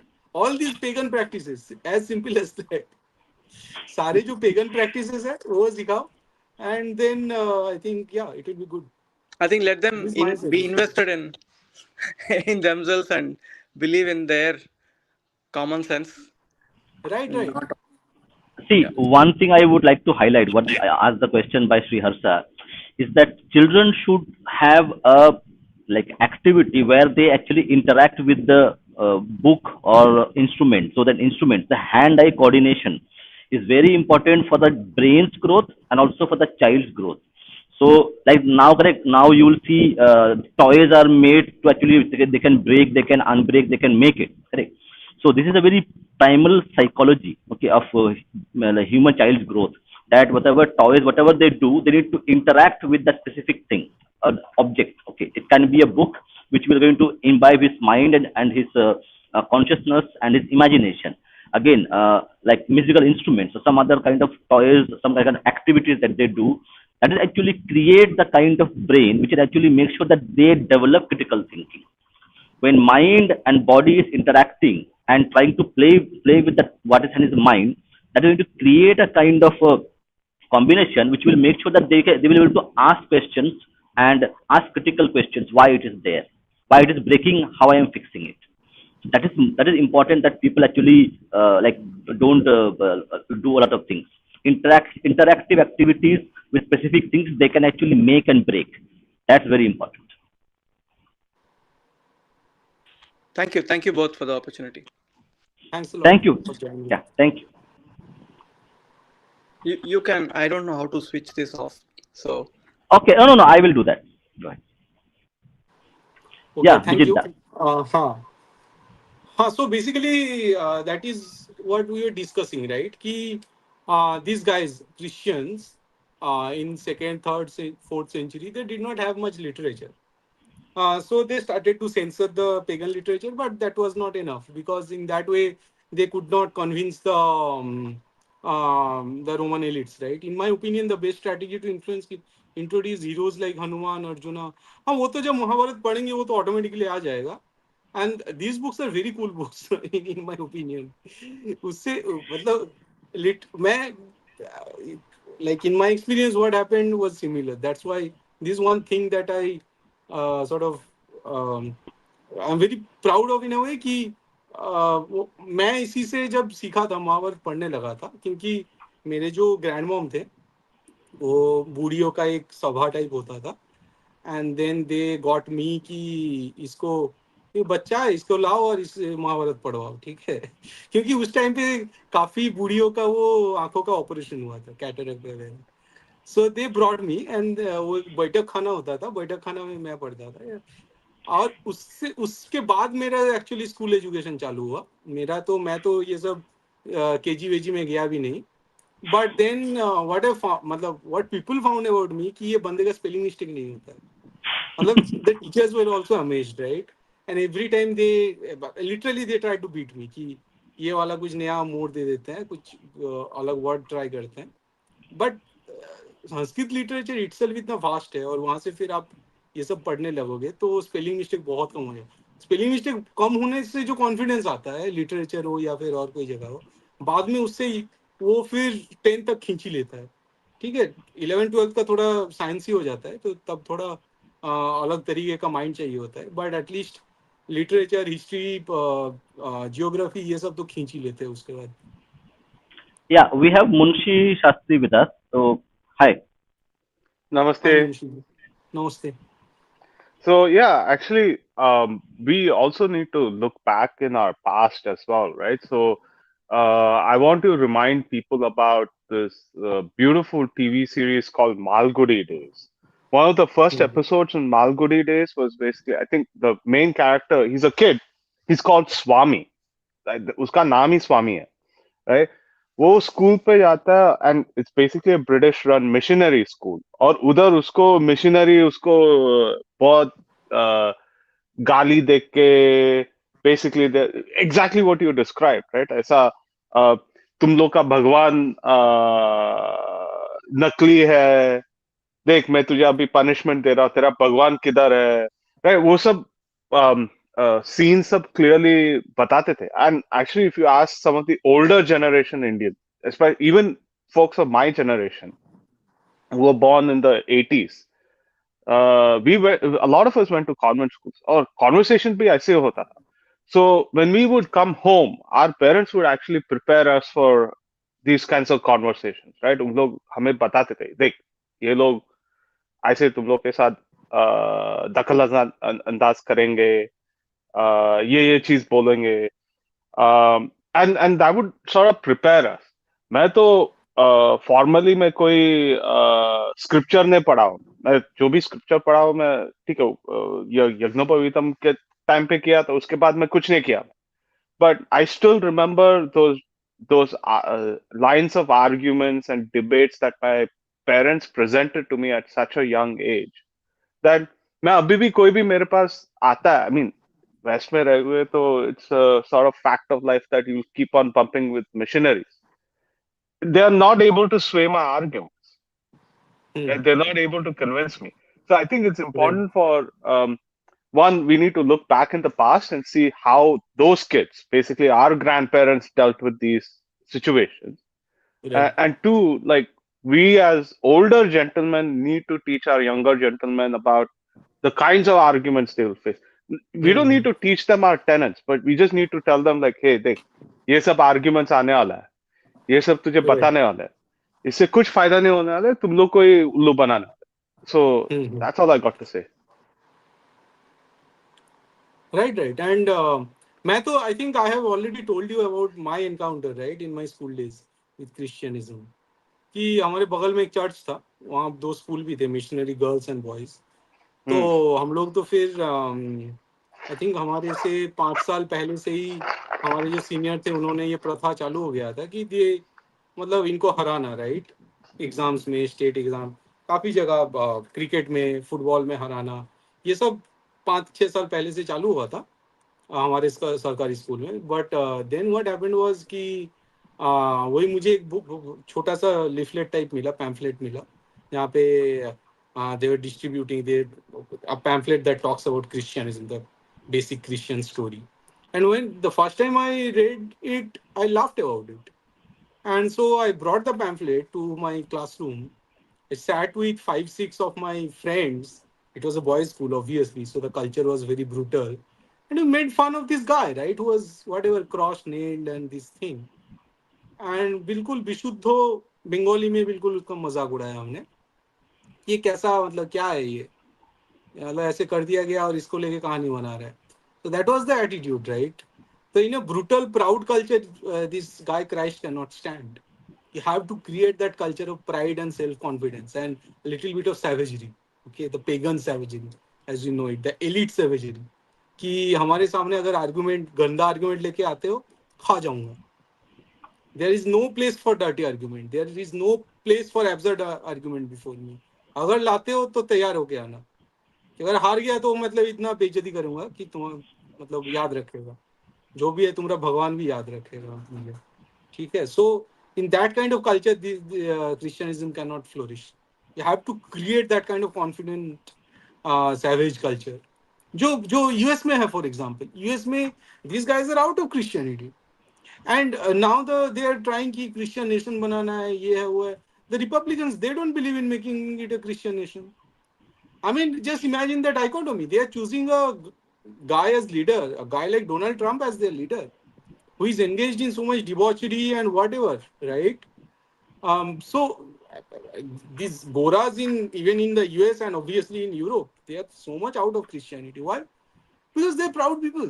And whenever you have pride, there is no place of Christianism. Christianism cannot teach you pride.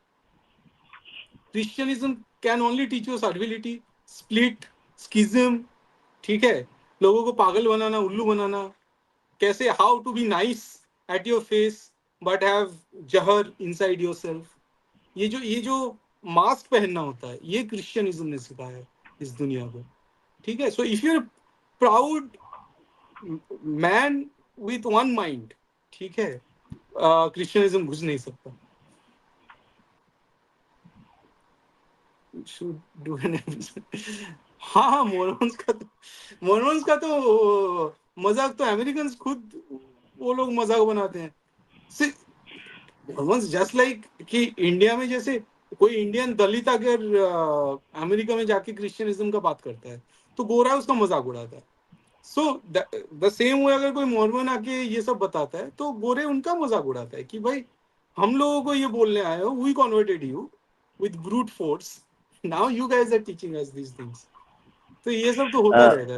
But I will On a talk li- about it, sure. on a lighter note, I know why RSS people do not allow married people to join their fold permanently. You have to attend the call and leave country's work. So that's why RSS only allows unmarried people, so that the wife's call cannot disturb nation's work. Okay, Vijita, continue. I might leave for 2-3 minutes. I need to get my dinner, so हाँ हाँ, I'll now I'll ठीक be है. here. No problem. You can continue. Hmm. So right, so we were discussing this Jerome, right? Jerome was this guy who was Jerome and Augustine. Both of them were a little bit of scholar who had um, grasp over the classical Greco-Roman literature, but then they were arguing in favor of Christianity, right? But then it was the Roman elites who was, and obviously the Christians as well, who started to implicate Jerome, saying that this guy is Caesarian, right? Cicero is someone who gave the idea of republic, as far as I remember, and then the idea of religio and superstitio and all these things. And through Cicero's definition, Christianism was basically a superstition. Um, but then this guy Jerome, who was talking in favor of Christianism, he was being implicated as being not a Christian but a Caesarian. Okay, so all right, so basically, then these guys Augustine and Jerome, these guys realized that we have to digest the classical Greco-Roman literature. We have to create probably copy from this literature without giving proper citation and reference, and in the process we'll create, we sort of mass produce a huge number of literature that will stand before this ginormous Greco-Roman legacy. Okay, so hence in part of self-interest and in part from actual Christian interest, Christianity and Christian people, they started to absorb and digest the literature of the heathens into itself. Cicero soon sat alongside the Psalters after all, and many of those who felt most awkward about their classical learning made the best use of it. Right, कि जैसे हिंदुओं को Hindu literature openly बोलने में शर्म आती है, but वो कन्वर्ट होके फिर उसी का कॉपी बनाने लगेगा, right? It is just like that. So the Christian writer Tertullian might have disdained classical learning in asking why Athens had to do with Jerusalem, but then he used the style of rhetoric, right? And then Bishop there was this guy who created. So in modern culture, even in modern culture, you will see कि जैसे बोला जाता है ना कि Pondicherry French style में बनाया गया है. What is implicit there? The implicit is कि मोनोक्रोमेटिक कलर, ज्यादा कलरफुल नहीं है, सिंगल कलर का यूज होता है, एंड ऑल दिस थिंग्स कि वन कलर टू कलर ज्यादा ज्यादा. जैसे राजस्थान चले जाओ, you will see get to see every kind of colour in the clothes, in the building, right, in music, everywhere. But French culture, French food जैसे हो गया, थोड़ा नमक कम, मिर्ची कम, बिल्कुल क्या खाया पता नहीं चलता, एक जैसा खाना होता है, right. And that's why German also make fun of the French, right, कि French eat frogs, French don't know how to eat. तो ऐसे दिस काइंड ऑफ स्टाइल, ये थोड़ा जो डल स्टाइल है, या फिर you go to Scotland and get to see, मतलब it's a beautiful place, but then you will see single kind of this monochromaticity, right? Is not really uniformity, but it is this dullness. ये dullness का एक history है. History ये है कि um, इन्होंने जब देखा कि जो पेगन स्टैचूज है या फिर टेम्पल्स था, वो कितना वास्ट था, उसका क्या ब्रेड, क्या मतलब साइज, स्टाइल कितना ज्यादा डाइवर्स होता था. क्रिश्चियन स्टार्टेड टू से कि there is this guy, Cicero, who adopted this stoic principle. French is snails. They call it is good. Yeah, snails तो बंगाल में गांव में खाया जाता है, तो ये गाली तो तुम मेरे पे दिए हो, बट ठीक है. हमारे उधर भी स्नेल्स खाया जाता है काफी, वो पॉन्ड का. एनीवे, तो फिर बिशप एम्ब्रोस जो था, he basically he copied Cicero's Stoic principle, and he started to craft the design, like the clothes and everything, the fashion in that Stoic style, which mean कि एक जैसा uniform बन गया. ये जो यूनिफॉर्म का आइडिया है ना, ठीक है, ये बेसिकली बिशप एम्ब्रोस ने सिसेरो का स्टोइसिज्म को कॉपी करके बनाया, while Augustine adapted the Roman oratory for Christian ends. Garlic. ये सारे गाली बंगालियों में पड़ रहा है, मुझे लग रहा है. तो फिर ऑगस्टिन ने okay, so they adopted the Roman oratory for Christian ends. The philosophical terms for the Greeks, logos क्या होता था? Logos was some kind of a yukti, right? Cosmic yukti. So it's like any two facts or any two events or any two reason can be connected through a yukti. इसको logos कहा जाता था. So they started to copy the logos of the Greeks as well. So when they were discussing, let's say, fashion, ठीक है, या फिर their own books, their philosophy, क्योंकि stoicism थोड़ा asceticism के पास है, तो they started to adopt it, and in the process they started to adopt the logos itself. और logos फिर क्रिश्चियन जो लिटरेचर चालू हुआ लिखना, वहां पे बार बार आने लगा. So logos in the whole process, it became a Christian word more than a pagan Greco-Roman word. ठीक है, it started to seep into the Christian philosophy. And then obviously they started all these kind of assimilation and digestion and copy and everything, but many of them were not successful. So there was a poet who rewrote the Gospel of John in the style of Homer. Homer ने जैसे Iliad Odissi लिखे थे, उस style में इन्होंने gospel लिखना चालू किया. Obviously that failed. Another scholar during the reign of Julian the Apostate, who forbade anyone who didn't believe in old God to teach works such as Homer that contained them, redrafted the entirety of biblical history in 24 books of Homeric hexameter, and recast the epistles and gospels into the form of a Socratic dialogues. तो इन्होंने फिर वही book का भंडार खोल दिया, मतलब 24 किताब बना दिया, कुछ हेक्सामीटर लाइन पे बनाया, and then they started to write gospels in the form of dialogue, and that failed. Fanciful intellectual genealogies were invented to defend Christianity's favorite philosophers, but it was not working. Long dead thinkers who happened to have any resemblance to Christianity in their writings found themselves adopted as unwitting ancestors in the tradition. The whiff of Christianity hung around Plato. Okay, जैसे मैं बोल रहा था कि प्लेटो का जो idea of form था कि there exist something transcendental ethereal which is the stand which should be the standard of truth, justice and beauty. उस तरह से फिर भगवान को ये लोग, गॉड को ये लोग, भगवान तो नहीं है, गॉड को क्राफ्ट करने लगे. So they digested Plato as well. That was because he had visited. अच्छा हाँ, तो ये लोग फिर क्या बोलने लगे, ये लोग फिर हिस्ट्री को कॉन्कॉक्ट करने लगे and they started to claim कि Plato, Socrates, these people were Christians. So they started to claim कि प्लेटो और सोक्रेटिस क्रिश्चियन थे. कैसे क्रिश्चियन थे कि वही स्टोरी बनाने लगे कि that was because Plato had apparently visited Egypt, and while there he had perhaps read a copy of the first 5 books of the Bible that Moses had.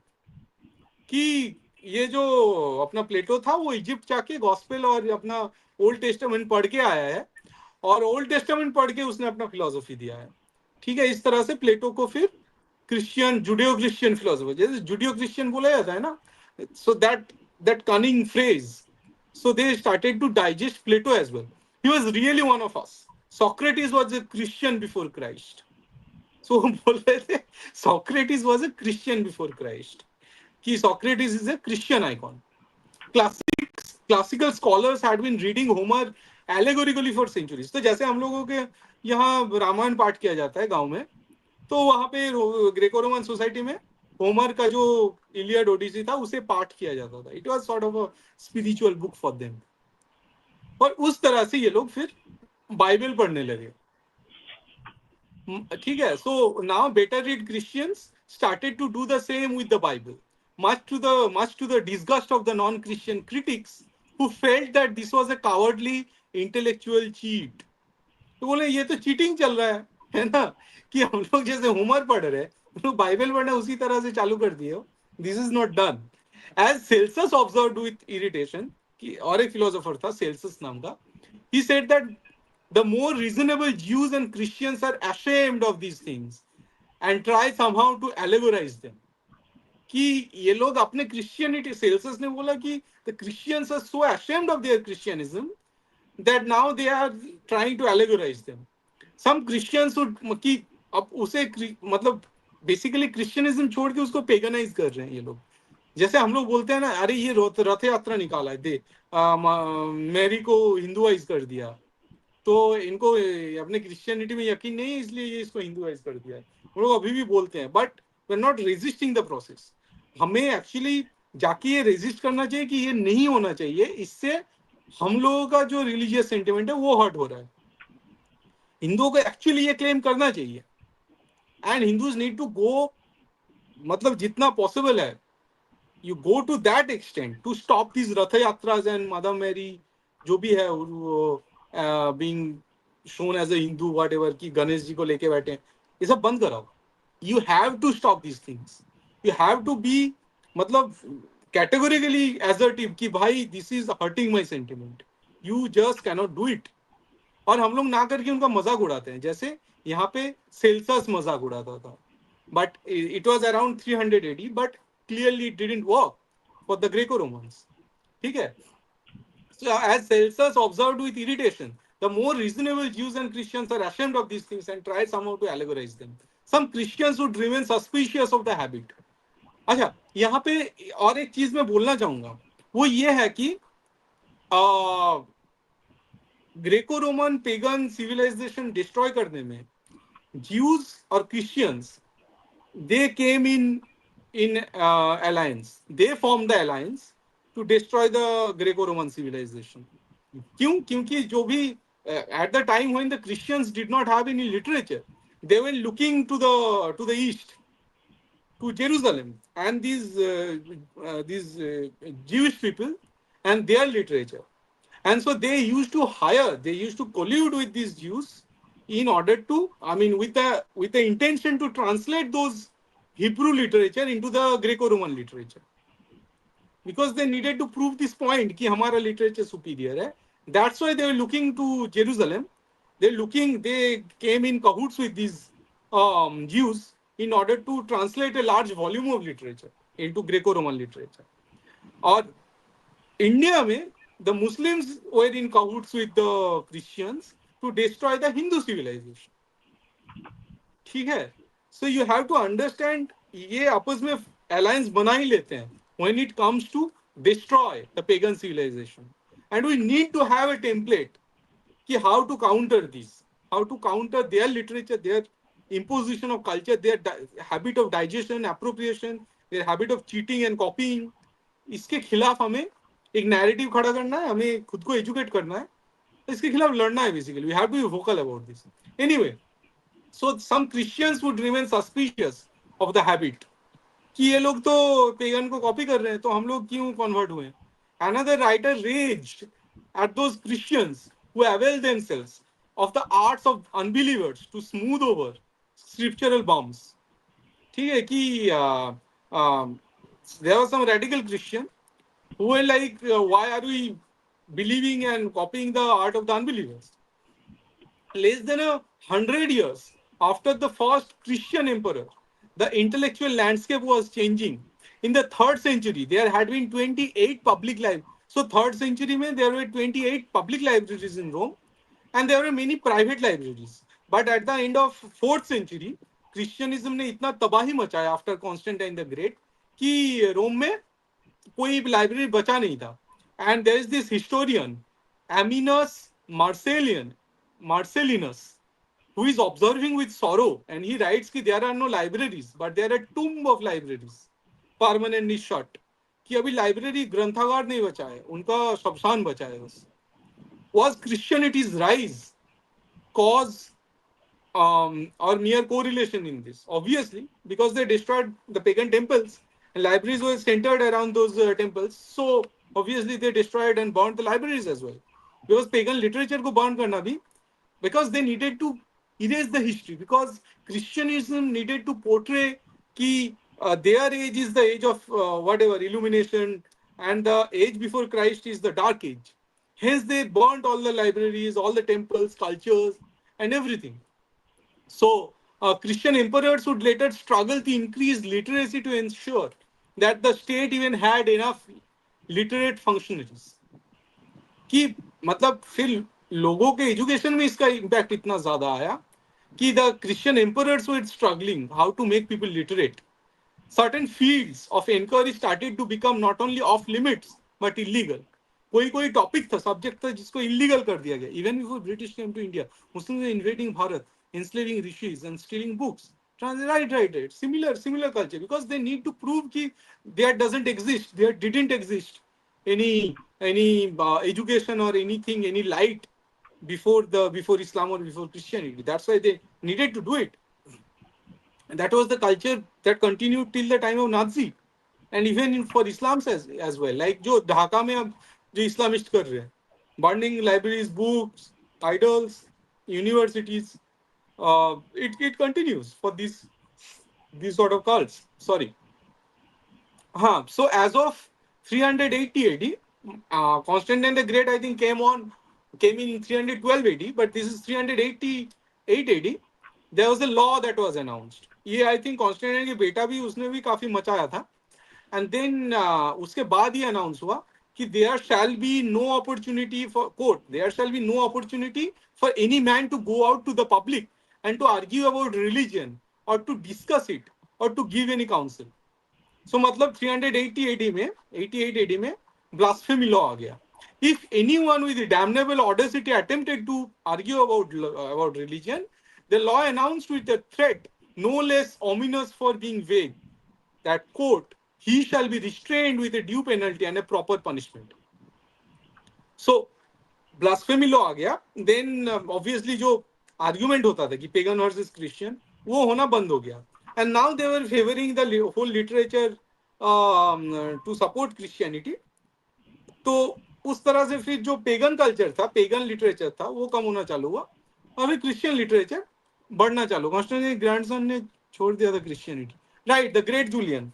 तो वो उसके बाद आया. बस तब तक मतलब जूलियन के टाइम में भी वो दंगा फसाद काफी बढ़ गया था. So Julian had to adopt some sort of secularism कि भाई सबको अपना whatever फेथ प्रैक्टिस करने का मौका मिलेगा, just like modern Indian state, right? Bijit, I just want to talk one thing here. I think this is an important topic, important thing that we are discussing. So, correct, when I was showing the book, this book, Shatrubodh and Swayambodh. Okay. Right, Because actually we will be discussing, probably we'll invite the author as well to come and talk to us. But we can actually review his book as well. Because I have seen, I don't have the book, but seen the podcast, the book. Okay. So what we are discussing here is a kind of, correct, the method and the madness at which the Abrahamic faith actually implement their plan in a long term way, in a short term way. Okay, they use both. Okay, allurement and then building principles, building institutions, building incentives to actually keep them there. Okay, so we right, see what we see here. Correct. First conversion by inducement, by telling you will get jobs, you will get hospital, you will all those things. So just because they want those favors, they will just say, okay, I will change my name and pray to one more God. Correct. So, right, and they don't have any issue because there's the inducement. Then there are actually like you have a church which will tell you what you need to do. Then you have institutions which actually make sure that you don't mm, leave the faith. right, exactly. So, so in that same way, when we are talking about Swayambodh and Shatrubodh, okay, as this book talks about, do you think apart from like pockets of resistance, okay, in terms of physical resistance against the Abrahamics, okay, did we have a kind of, let's say, did we understood the Abrahamic mindset which actually derives all these things? So the church as an institution, correct, is a kind of a outcome of a mindset which is there in the scriptures. Right, So, for over 1,000 years, apart from Shankaracharya or maybe say the Hindu Swaraj or the Peshwa, okay, who actually did they did fight the Abrahamics. They won the war, okay, and they mm, also put in some kind of institutions, which actually that's why you see Maharashtra and that region has a lot of institutions which actually still make sure that the conversion is not that much compared to, you say, south or in the east. Okay. So right. my question is that do where we lack in terms of building those like firewalls which actually make sure that when people come and say, okay, you worship a false god, and we are unable to actually tell them, okay, no, you are not right. We worship a god which is something that is part of our identity. So do we lack that Swayambhuv and Shatrubudh for over 1,000 years that So, we had to go right, through this? right. So, I mean, from the fight that Marathas gave, Hmm. especially Shivaji and Sambhaji, Hmm. it looks like they understood the doctrine of Islam at least. Yeah, but And did they build those correct institutions? Correct, the way the right, Abrahamics actually build institutions. Did they build that, but or they uh, didn't have a time to do that? right. So they built institutions in the sense that जो उन्होंने taxation जो जैसे लगाया, ये सब जो लगाए थे, इससे पता चलता है कि they had the mindset of a warrior, of a kshatriya to counter them, right? Now, I think your question is indicating towards ki the, matlab, do we understand really the literature, the intent, Yeah, and how yeah, to counter it, the exactly. See, ecosystem, correct. The Abrahamic way of thinking derived from their scriptures is something which is fundamentally 360-degree opposite of what we think of, what the right, way right, we believe in. Correct. So if you are unable to see, I am being fair to you. Correct. So if you are on the same length with me, I can deal with you in a fair way. Correct. right, But if your intention is to harm me, how I can be fair to you? Is that the right approach? right. So in that case, right, so let's list out what are the mistakes that we did, Hmm. right? Mistakes are, for example, उस time पे we did not have the हाँ, one, you might have known कि अमर शब्दकोश नाम का एक dictionary Shivaji ने implement किया था, क्योंकि उनका जब राज्याभिषेक हो रहा था, देन ही फाउंड कि यार जो प्रशस्ति किया जा रहा है, मेरा जो तारीफ किया जा रहा है कि महाराज राइट, उसमें काफी सारे पारसी और उर्दू और ये सब वर्ड्स हैं, and he was not happy with it. So he said कि आज जो मराठी जो वर्ड्स है उसको मैं वापस लाऊंगा, और जो अगर कोई ट्रेस नहीं मिल रहा तो मैं संस्कृत से वो वर्ड्स लाऊंगा, बट मैं ये उर्दू और ये नहीं करूंगा। बट ओवर टाइम हिंदी के साथ क्या हुआ, फॉर एग्जाम्पल ये बॉलीवुड बॉलीवुड के चक्कर में हिंदी जैसे, Hindi has become the walk of Indian languages, right? Matlab, Waqf has not only gotten a land, a chunk of land in India, they have Waqfized a language, which is Hindi. And they are trying the same, they have already done it with Punjabi, जिसको लेके भगत सिंह ने लिखे थे काफी, कि उर्दू पारसी में उर्दू जो poet है उनका इमेजिनेशन वो हूर और खजूर तक ही जा सकता है। भगत सिंह रोड दिस, ठीक है। So Bhagat Singh actually was in favour of the उर्दूवाइज पंजाबी, बट अब तो वो भी हो चुका है लगभग। अभी ये लोग बंगाली को ट्राई कर रहे हैं धीरे धीरे, धीरे धीरे साउथ में भी ये लोग प्रोपोगेट कर रहे हैं। द प्रॉब्लम इज, ये तो लैंग्वेज के साथ हुआ है। दूसरा पॉइंट ये है कि आर्टिकल 25 to 30 इन्होंने खुद को उसके थ्रू सिक्योर कर लिया है कि जो हमारा लैंड है वो हमारा लैंड रहेगा, जो हमारा स्कूल है वो एक्सक्लूसिवली हमारा स्कूल रहेगा, तुम लोग आ सकते हो लेकिन हम लोग अपने मर्जी से पढ़ाएंगे।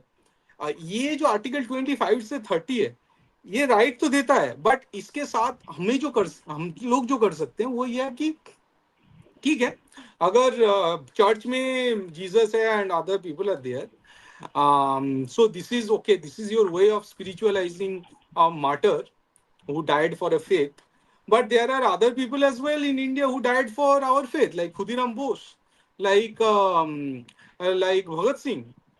And so what we are going to do, because this is the place to celebrate the spirituality of martyrdom and eternal justice, तो ऐसे ही नैरेटिव गढ़ो और जो इंडियन जो हमारा शहीद है उनको वहां डालो, keep their poster photos and make the Hindus enter to the churches and pray for Vijay, these martyrs. Vijay, to actually get your point little bit more finer details, correct? Here is a quote from Ashish Dharji. You know him, correct? Right, ये code में पढ़ चुका हूँ कि deep state बनाने Yeah. वाले हैं for the long No, term. no, see, But it is not about, see, actually, let me interpret that in my way, the way I interpret it, correct? Don't go by the words which have been put there. And I'm going to put also Rishi here as well. Rishi is there. See, right, we have to understand the philosophy or the goal or the objective behind the word deep state. Right? It is about, okay, if I have a power today, I need to create mechanisms, processes, institutions, which is going to make sure that I am going to enjoy the fruit of this power that I have today, and make sure that this continues for next 3 generations through institutions, through processes, through a lot of other means. right, So deep state is not something which is going to, like, there's a set of things. Deep state is a kind of a mechanism which people right, have built. Correct? People have built to make sure to perpetuate their own power. So like people just go by the semantics. What is the deep state? Okay, they are doing all these things. It is not about that. It's about the objective. The objective is to perpetuate your own exclusive wealth and power that you enjoy. You want to continue. In that same way, my fundamental argument is that when in Mahabharat, when in Yuddha, correct, in Kurukshetra, so you cannot defeat Duryodhan in a fair way by the rules, because he has already broken the rules by having a body which cannot be touched because of the other things, correct? So are we, by being fair to the other party, are we giving them an undue advantage because their intention is to yes, exterminate us, okay, and we are trying to negotiate with them? So right, there is a right, because fundamental.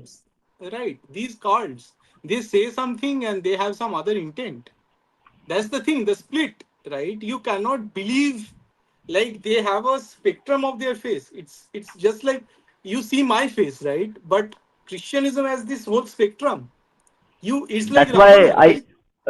that's why I have this book here to actually, not the Bengali Huh, book, but the face. Correct? We are, so exactly. today we are talking about uh, the what we, how do you say this, correct? The false face that people show. Correct? People Right. have different kind of faces, different kind of objectives. So the objective is something different. They will build Chameleon, schools right? and It's just colleges. like Yeah, chameleon. chameleon. That's why I have this book here to actually give a symbolic meaning to our talk today.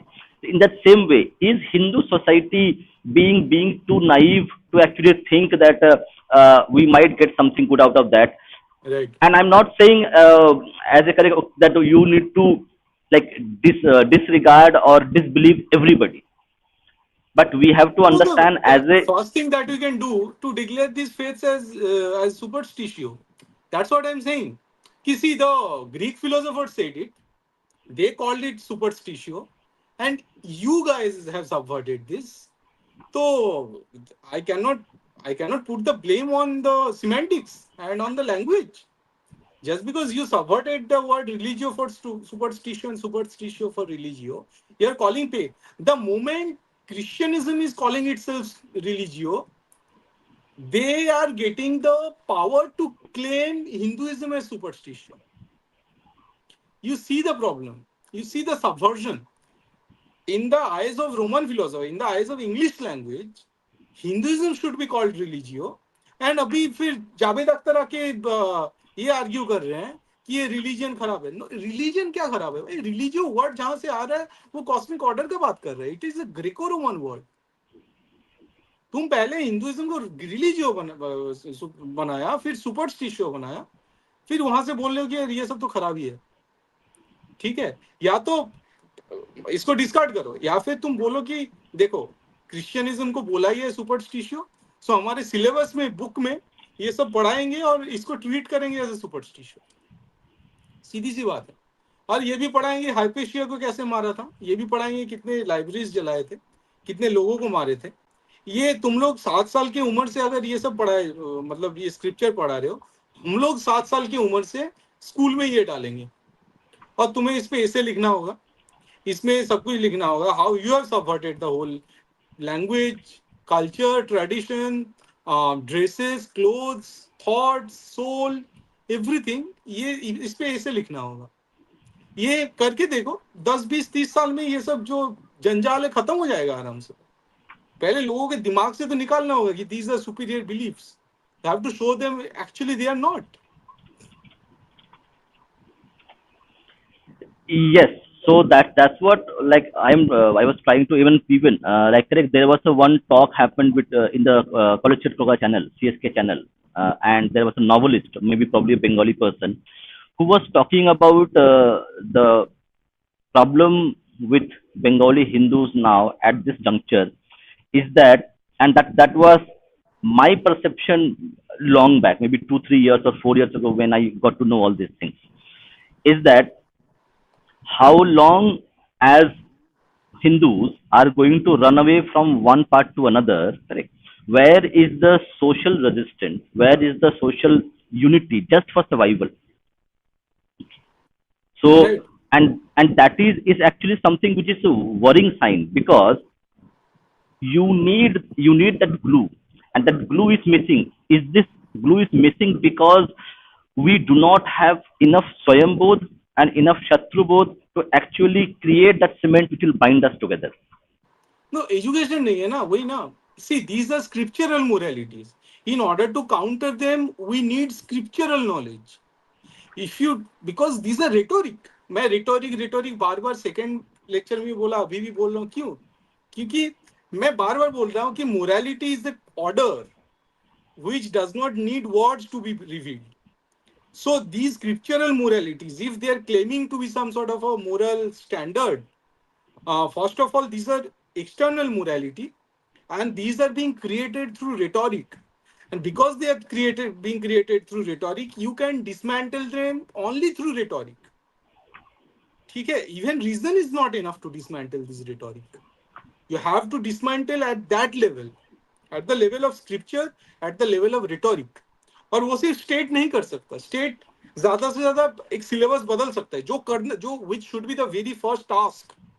आज पाकिस्तान पे देखो, ये अभी 3 महीने पहले जो जंग हुआ वो पाकिस्तान स्टडी बुक में आ चुका है.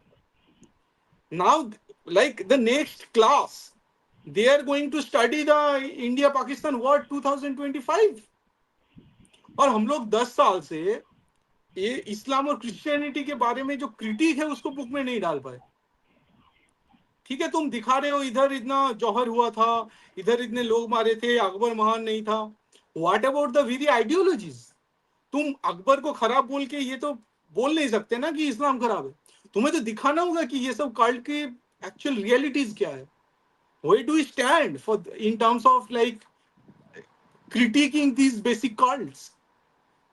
No, the glue is missing cause we peddle knowledge even from our side, which is escapist. That is true because we are zimmis, right? 1,000 year of zimmihood. It has created that sort of escapade through which we are judging कि भाई इनको खराब बोल देंगे तो पता नहीं बाहर वाला कोई मुझे कुछ बोल देगा, मारने आ जाएगा. That डर, that genetic, I don't know whether this is a genetic phobia, but it is there in every Hindu कि भाई मैं इसके बारे में खराब कैसे बोल दूंगा. अरे बोलो ना भाई, बोल के देखो, एक बार क्रिटिसाइज करके देखो, मजा आएगा. And escapism never gives rise to action oriented principle people. Right right, I totally agree with it. मैं बार बार बोल रहा, you have to be a proud man with one face. That's how you can counter these things. Right? You look at Asauddin Owaisi, yaar, how does he defend this cult? His cult. हमारा तो cult भी नहीं है. हमारा कोई जो literature है वो ऐसे ही बहता आ रहा है, उसमें कोई सबवर्जन परवर्जन है ही नहीं. सो तुम्हें किस बात का डर है? You read those books and you start countering these people. अच्छा, पाकिस्तान का ये स्टडी बोल दिया. दूसरा बंगाली के बारे में बात हो रहा था. अभी देवी चौधरी नाम का एक मूवी आ रहा है जिसमें ये लोगों ने ये दिखाया है कि जो भवानी पाठक एंड वो जो गैंग था, they are actually forming alliance with the Muslims. Just imagine, तुम देवी चौधरी दिखा रहे हो, बंकिम चंद्र चट्टोपाध्याय के एक इससे दिखा रहे हो, और वहां पे तुम हिंदू मुस्लिम अलायंस दिखा रहे हो टू फाइट द ब्रिटिश. इससे रैम्पेंट, मतलब इन योर फेस सबवर्जन क्या हो सकता है? If this is not subversion through culture and cinema and whatever, right, tradition, इससे ज्यादा क्या हो सकता है? Now they are digesting and they are appropriating Bankim Chandra as well, just because you are not saying, you are not being vocal about it. So Devi Chaudhary ने, you heard right कि they are showing कि some Hindu Muslim alliance. मतलब बंकिम चंद्र शमशान से उठ के आ जाएगा ये देख के. This is so vicious.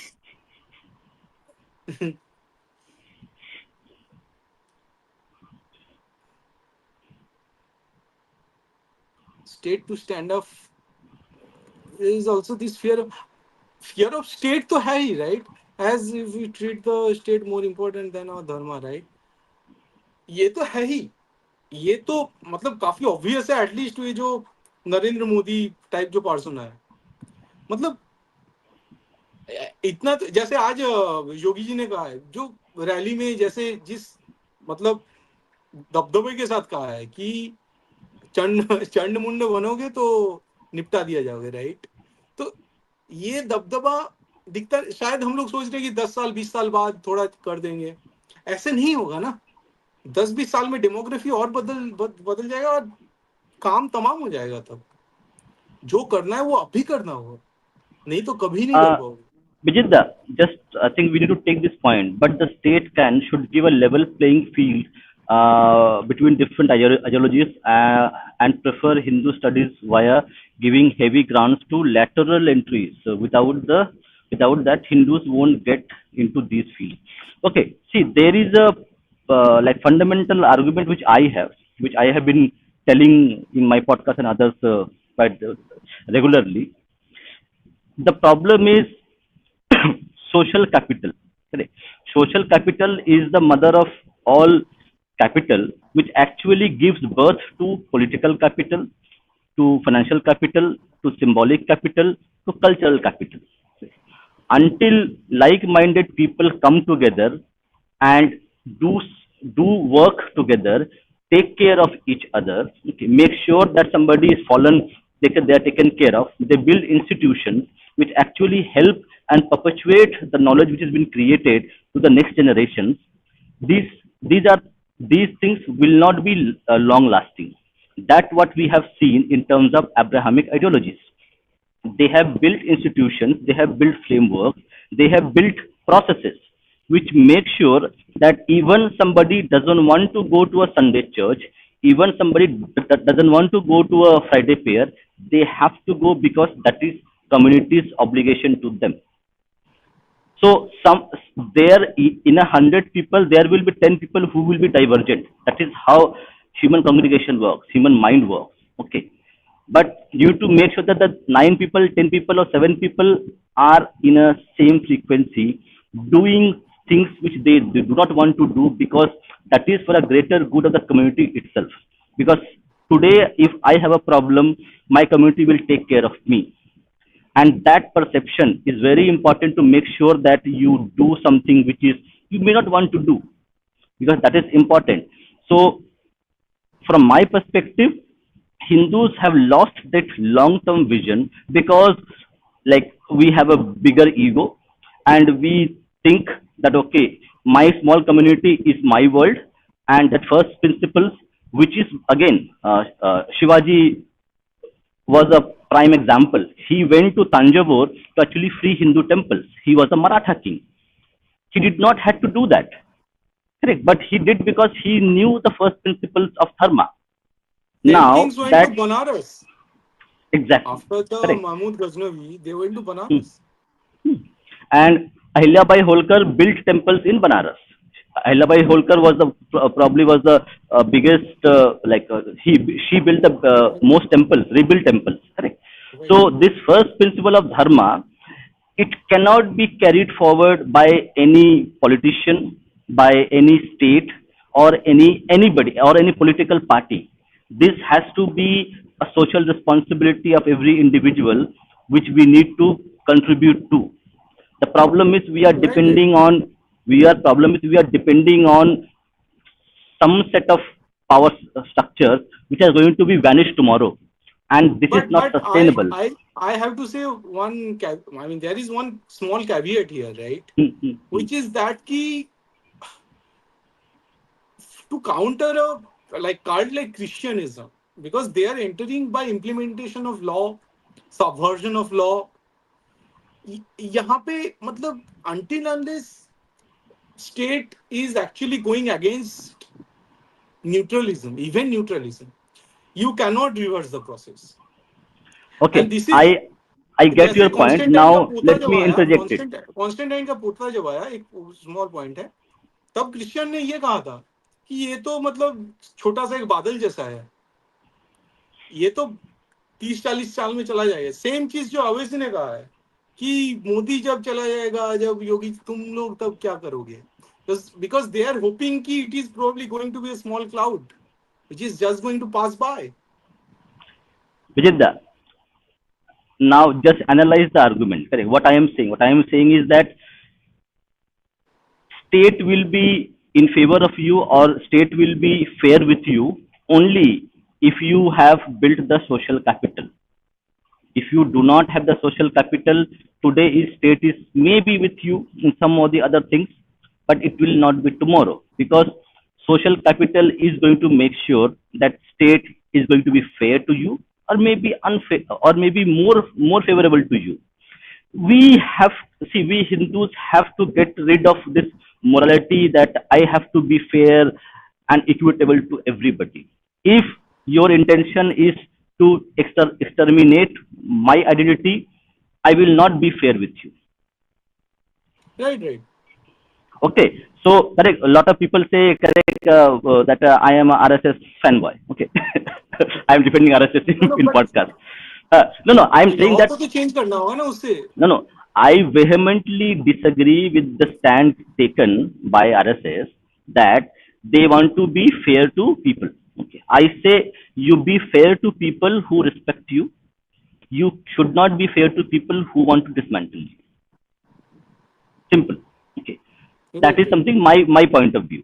Okay, and there is no question about it, and that is one of the problems which we face a moral dilemma doing something. That we have this moral dilemma, the other side has no dilemma, and they can act faster, they can do something. I will be thinking I should do it is good or bad. Till then you will be thinking and you will be gone. Right.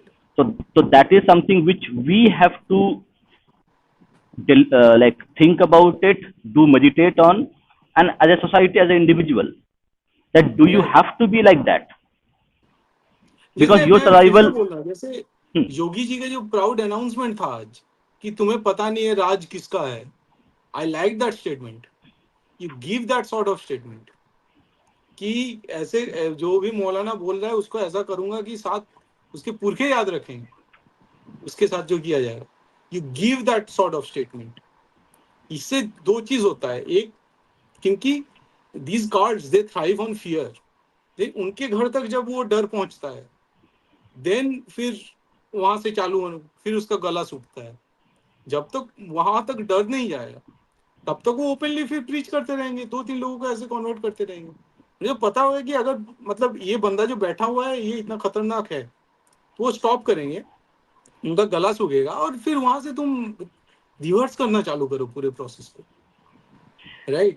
yes, but that cannot और वो happen सिर्फ without. मतलब proud administrator सिर्फ नहीं, लोगों को भी, जैसे बोल रहे हो कि Hmm, social hmm, capital, hmm, लोगों को भी प्राइड एक रखना पड़ेगा. अदर देन दैट, मैं और एक आज आइडिया सोच रहा था कि टेम्पल के जो सोने वोने हैं वो तो ऐसे भी चोरी हो रहा है.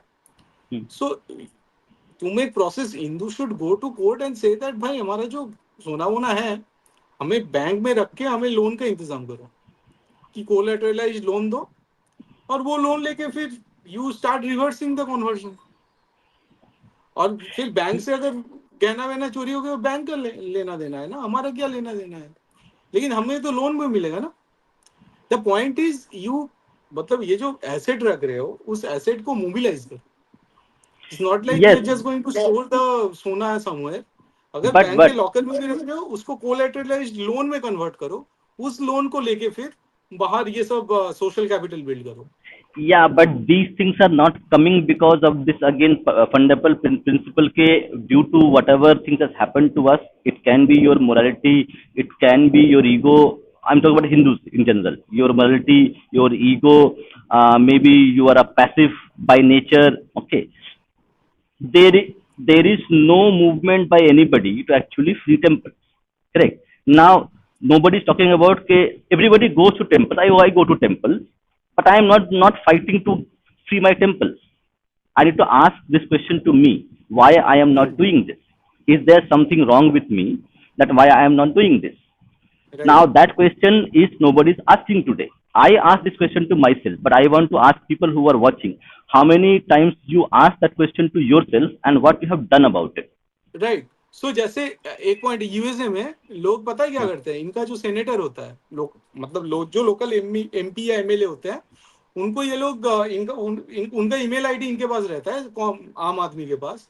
दे right email, they say that this is my demand from you. और काफी मतलब मान लीजिए 10-15, because they know how to form crowd. Right. So 10-15-20-100 email जाता है वो सेनेटर के पास. And then they clearly say कि भाई ये अगर 5 साल में या 4 साल में इंप्लीमेंट नहीं हुआ, अगले बार मैं तुम्हें वोट नहीं दूंगा. They write it in the email. So you do the same thing, na? You get the phone number of the MPs, MLAs, and email ID of those people, and let's form a crowd and write to them. Tell them कि भाई ये हमारा demand है. अगर ऐसे तुम इकट्ठा करोगे लोगों को या मेल भी लिख दोगे, इससे तो थोड़ा बहुत एमपी को भी पता होगा ना, कि उनके भी तो दिमाग खुलेगा कि भाई ये कर सकते हैं. बात ये है कि पार्लियामेंट में हिंदू वर्ड अटर करने के लिए कोई बंदा नहीं है. आज Yeah, जैसे आज that is जैसे because we आज जैसे don't demand our Pakistan rights. था, पाकिस्तान का जो Vijitda. प्राइम मिनिस्टर जाके हिंदुत्व को गाली दिया, जो इंडिया का रिस्पॉन्स था, दे कुड नॉट से इन द मतलब यूनाइटेड नेशंस की भाई तुम हिंदुत्व को गाली मत दो, Hindu is this and this and this religion, और हिंदू जेनोसाइड हुआ है 1000 सालों से. ये बोलने का औकात नहीं है इंडियन स्टेट का यूनाइटेड नेशंस में. Yes, see, in parliament, nobody utters the word Hindu. Isn't that the proof that we as Hindus do not have any Swayam or Shatru Bodh? That is a reflection of our parliament. No, in a way it is about Astha, because It is yourself our are correct. framing the argument Hmm. कि ये हमें करना होगा और No, no, no, हमारे. no, no, no, no, no, no. I am not saying. I am saying that if me as a voter, okay, or a lot of people who vote, okay, If they are not putting their demand to the person who is being voted to the parliament, then the parliament, see, politics inherently is about correct incentives. Correct. I am going to tell a politician, I have this amount of votes. Tell me what you will do for me, and I will vote for you. That's how politics works. Right now, we don't talk about idealisms. Correct. Today it happens. Now we as a community are able to do that. Not. For that reason, that politician has no incentive to do what you are saying, because there is no vote bank which he can bank upon. Right, right. That's correct. So in that case, it is all. I am not saying the politician is good. I am saying what he is doing is, in a way, is a reflection of our perspective. We don't care about it. We don't care if somebody says Hindu word. It's an amalgamation of a lot of things. Exactly. For There are a lot example, of things are there. Congress is rabidly like anti-Hindu. Now, if you have that kind of opposition, Hmm. we are Hindus are thinking, भाई एक तो at least एक centrist party तो है, right? मतलब हमारे लिए like BJP is क्या बोलते हैं the lesser evil Yeah, एक हिसाब से. exactly. Lesser evil. This is how politics अगर is there as of now. Congress दो तीन मुद्दा उठाता हिंदुओं का, फिर ये प्रॉब्लम नहीं आता. मैं कांग्रेस को किस लिए वोट नहीं, क्योंकि मुझे पता है कांग्रेस को वोट दूंगा मैं डिस्ट्रॉय हो जाऊंगा. There are a lot of factions which are saying literally कि भाई लेकिन बीजेपी को वोट दोगे तो अच्छा हो जाएगा क्या. मुझे पता है बीजेपी अगर चला गया यहाँ से तो मैं तो खत्म हूँ फिर. It is just like bringing Constantine the great into power और his son into power. So Congress is not seeing, because obviously they have apparently a Christian lobby and a Christian family running Congress, right? वो Christian family अगर कांग्रेस की equation से हट गया, फिर शायद कांग्रेस का थोड़ा दरवाजा खुलेगा कि दिस गाय इज नॉट, मतलब मोदी जैसे हिंदू बोल रहा है हिंदू नहीं है, फिर हम लोग ट्रस्ट भी करेंगे. अभी तो कोई तरीका ही नहीं है कांग्रेस को वोट देने का. तो this is also a fact कि अब ऑपोजिशन ऐसा है, इसलिए हम लोग सोच रहे हैं ठीक है बीजेपी तो एटलीस्ट यूनाइटेड एक पार्टी तो है जो देश में थोड़ा बहुत पॉलिटिकल स्टेबिलिटी लाया है. This is right now See, the it thinking is of most of always the Hindus. it is always about correct. You choose. You have 100 rupees. I have 1,000 rupees. I will go and buy something which costs me 800 rupees. You will buy something which costs you 80 rupees. Same way, it is about the choice that you make. Okay. It is not about how ideally I want to be. Right. Yeah. Anyway, Bijit, I think it is about 2.5 hours. Right right. So हाँ, So we can I continue this in our next session. I think we can हाँ continue our नहीं next नहीं, session, just the give me lecture. 5 minutes. I think Yeah, yeah, go ahead. 5 minute में मुझे यही बोलना था कि फिर Yeah, go. ब्लास्फेमी लॉ आया 388 एडी में. फिर the next thing that happened was that कि हाँ, जैसे क्लोथिंग के थ्रू स्टॉइसिज्म ये सब अपनाने लगे ये लोग. फिर इंक्विजिशन को बैन किया गया, राइट? कि the stated aims of historian started to change to when the Greek author Herodotus, for example the father of history. So Herodotus ने एक जो हिस्टोरिकल अकाउंट लिखे थे उसमें ही tried to write history which is basically the inquiries. Historias जो word है, Greek word, वहां से हिस्ट्री आया है. हिस्टोरियस का एक्चुअल मीनिंग इंक्वायरीज है. Now what was the enquiring into the relation between the Greeks and the Persian. And he was so balanced in keeping the narrative and in keeping the story, so like writing it from both the side of the Greek as well as Persian, कि काफी time लोग उनको बोल रहे थे कि he was almost siding with Persia, and they were saying कि अच्छा, overpraising the Greeks enemies what he was doing. And also he was a barbarian lover because the Greeks used to look at Persia as barbarians. So this is apparently a barbarian lover. But यहाँ पे क्या हुआ? So the last of the pagan historian, Ammianus Marcellinus, he struggled to achieve it. The posterity, he wrote, ought to be impartial judge of the past. कि past को जब judge कर रहे हैं, being a pagan philosopher, we should be impartial. But then the Christian historians, like Marxist Astrafi historian in our case, the Christian historians took a different view. As the influential Christian writer Eusebius, who is basically like Herodotus was the father of history, Eusebius was the father of church history. And he wrote, the job of the historian was not to record everything, but instead only those things that would do a Christian good to read. Uncomfortable truths, such as awkward fact that many Christian clerics, rather than leaping onto the great persecution spires, had instead scuttled away from them with undignified haste, were not to be dwelt on. कि जो भी uncomfortable truth है, जिसको लेके जो हमारे clerics है वो ढंग से बता नहीं सकते, we should, history should discard those. It's not like we should discard that history, but history should not include those things because those are anti-Christian. Hence, those are like anti-God and anti-civilization and everything. Instead, Eusebius crisply announced, quote, I am determined, therefore, to say nothing even about those. Those means those uncomfortable truths.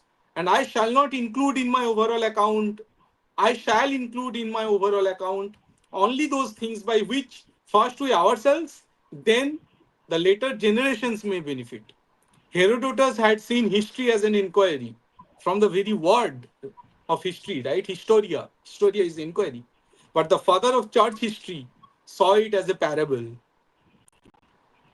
Christians के लिए history एक parable बन के रह गया, ठीक है, not a subject of inquiry but as a parable.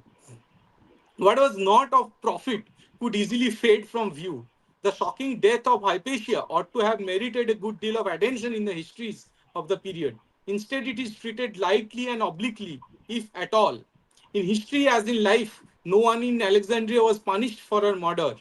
There was a cover up. Some writers were highly critical, even to fervent Christian eyes. This was an appalling act, but not all. As one Christian bishop later recorded with admiration, once the satanic woman had been destroyed, then all the people surrounded Cyril in acclamation, for he had destroyed the last remains of idolatry in the city. The affected myopia of Christian historians would be magnificent, as the historian Ramsay Macmillan had put it, quote, hostile writings and discarded views were not recopied or passed on, or they were actively suppressed. The church acted as a great and at times fierce filter on all written material. The centuries of its control as a differently permeable membrane that allowed the writings of Christianity to pass through, but not of Christianity's enemies. तो ये जो selective history writing का जो हम लोग इनकी मतलब हम लोग ब्लेम देते हैं, हम लोग क्लेम करते हैं कि history writing is is is is obviously मतलब बायस्ड, इसका रिकॉर्डेड जो प्रूफ हमें मिलता है वो ये क्रिश्चियन हिस्टोरियंस के राइटिंग से मिलता है कि we have to write it in such a way कि क्रिश्चियनिटी का फॉल्ट इससे छुप जाए. So this is my submission, last submission on this topic. बाद में हम लोग फिर थोड़ा डिस्कस करेंगे कि जो कॉन्टेम्पोरेरी पेगन फिलोसोफर्स थे उनके नजरों में, जैसे हम लोग फर्स्ट लेक्चर में थोड़ा बहुत किए थे, बट इसको हम लोग कंटिन्यू करेंगे थोड़ा रेनेसा एंड एनलाइटनमेंट वो वाला जो एक लेक्चर आएगा उसमें. प्रोबेबली नेक्स्ट टॉपिक क्या होगा, नेक्स्ट टॉपिक में शायद जेनोसाइड एंड destruction है हमारा. Yeah, the we have the list actually. The podcast, the list is already there in the description. Right. The okay. So We're हमारा going to next है genocide and destructions. तो हाँ, फिर हम लोग अगले एपिसोड में जो भी ये सब इवेंट हुआ था हाइपेशिया का थोड़ा डिस्कस करेंगे, because you have to understand Hypatia was adulated both for her beauty as well as for her like fame and knowledge. Hypatia उस जमाने का एक फेनोमेना थी. उस जमाने मतलब इट इज जस्ट लाइक आज के जमाने में आइंस्टाइन एंड न्यूटन को तुम बिल्कुल a woman Newton and woman Einstein, you stripped her of her clothes, you just humiliate her. जैसे न्यूटन या आइंस्टाइन को नंगा करके मार दिया गया, ये अगर इवेंट आज के जमाने में हो तो कितना शॉक आएगा कि स्टीवन हॉकिंग को कोई भी एक ईरान का क्लेरिक गया, स्टीवन हॉकिंग को बीच चौराहे पे नंगा करके मार दिया गया. Stephen Hawking is dead now, but I'm just saying because he was the most popular face in recent time. तो कैसा शॉक लगेगा, ये उस जमाने में अलेक्जेंड्रिया में हुआ था. And after that large number of famous temples and everything got destroyed, जो हम लोग अगले एपिसोड में डिस्कस करेंगे. Okay, so let's answer this last question and we'll say adios to a lot of people. Aren't Hindus more concerned about seeking more opportunities for their localized groups since they are not empowered? Middle class from below middle class. Will this change once many are middle class? Okay, so that is I the agree with five. I agree with this. That's why I don't matlab, at times I don't feel ki I don't get harsh on Hindus or whatever on Hindu society. Matlab, it has gone through a lot and it has survived. So kudos to us and congratulations, and we are proud people, right? Ki we have survived like the battle with Christianism and also with Islam. And I am very sure ki and like in the process what we have invented, yes, we have invented Hindutva. If that is a word to connotate the political Hinduism, yes, we have invented it. Okay, it was not there, but it is there now. So the whole political doctrine around Hinduism, it is there, and we have invented it in recent time. And probably this is just going to propagate, just like other religion, like whatever other superstition, like Christianism or these things propagated, right? So obviously, if Hinduism and Sanatana is going to propagate, it is going to propagate along with or behind this whole political doctrine of Hindutva. Because Hindutva has taken it just like what we are doing right now, attacking Christianism or Islam. We are doing from this whole responsibility that we feel being a Hindutvadi, right? In the even in the terms of the these Other Islamist side. or communist, they are calling us Hindutvadi and not Hindu. We should embrace it, right? Should embrace ki how we are Hindutvadi who are going to question the Islam, the superstition of Islam and Christianism. Who are willing to propagate Hinduism or Hindu Dharma or Sanatana, whatever you call it. And so I see a very proud, bright future of Hindus. And obviously, the middle class is going to emerge in 10, 20 years. And it is probably that class will be unstoppable because, I mean, you see around us, Bijit, for Bijit example, da. the new people who are joining our company. Just a second.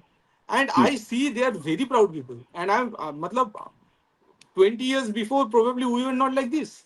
And now I see people joining the company and they are very proud and they are there with their argument. It's very difficult to matlab, hataify them. And so probably more people are going to come and join this whole movement. Okay, there are two things, fundamental things, technical things we need to understand. So first is the $5,000, $10,000, $50,000 argument, correct? Which most economists have, or economists, or we say some other profession they have. So they have this linear view that okay, if you have $5,000 per capita income to $10,000 income, you will have better roads and all those things. Okay, we are and one more thing, and that is something which is a, one part of the argument, not the whole part. If you are going to achieve $5,000 or $10,000 per capita income, it does not mean automatically that you will be a more Hindu than you were, yes, after 5 years. Correct. It is the one parameter by which you need to measure how things are working. And second thing, Vijitda, the middle class, it has never led any specific change. Okay, the change generally happens sociologically, the top 20% or top 10%.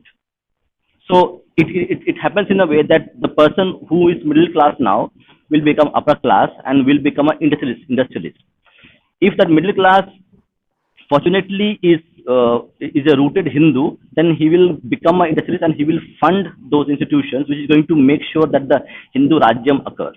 So there is a bit of a it's a very simplistic argument, but I am giving you the more details. Okay, that just by having $10,000 per capita income is not going to make you a more Hindu person. There are a lot of intricate things which has to happen in the background, which will make it happen. But yes, it's a very important catalyst.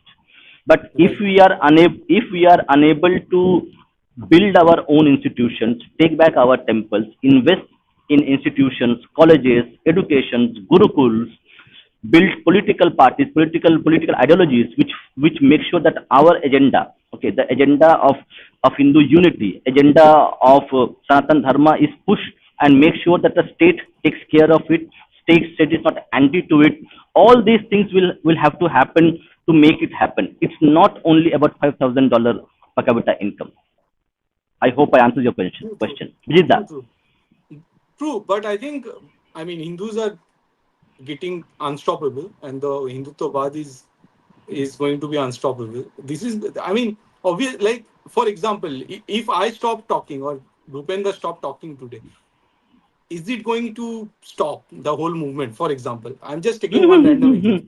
It is not, right? So we can see the whole flood around us. So, and still we are like whatever 140 crore, and so these many people are there. So, and there is a voice which is in coherence, and the strength is there in diversity, because there are so many languages, so many thoughts, ways. So it is very difficult to defeat such a race, right? It's not Yes. like there are 26 different. No, it is one nation with so much diversity. You come up with one rationale, and we have the exact matlab, opposite of it.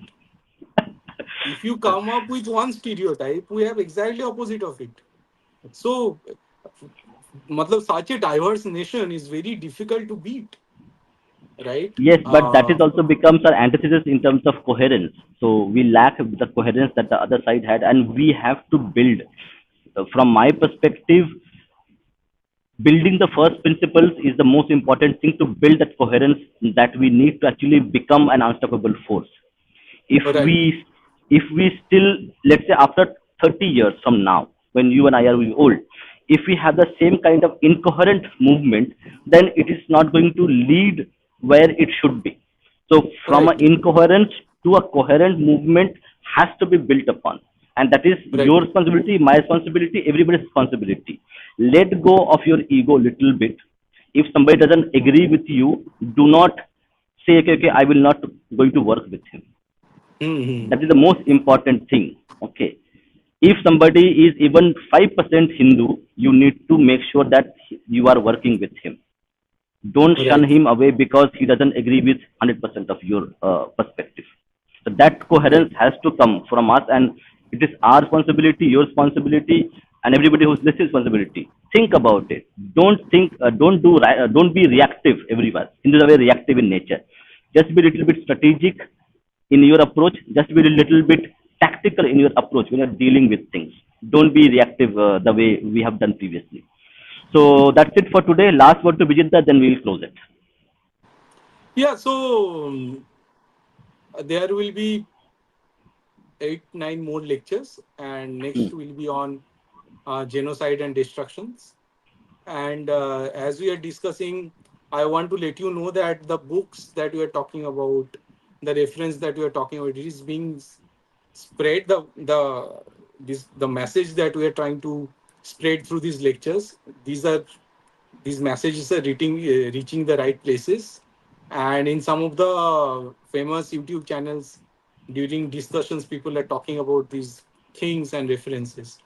And I called Bhupenda, told him we are reaching the right places. So yeah, I think we are going to have an impact with this lecture series.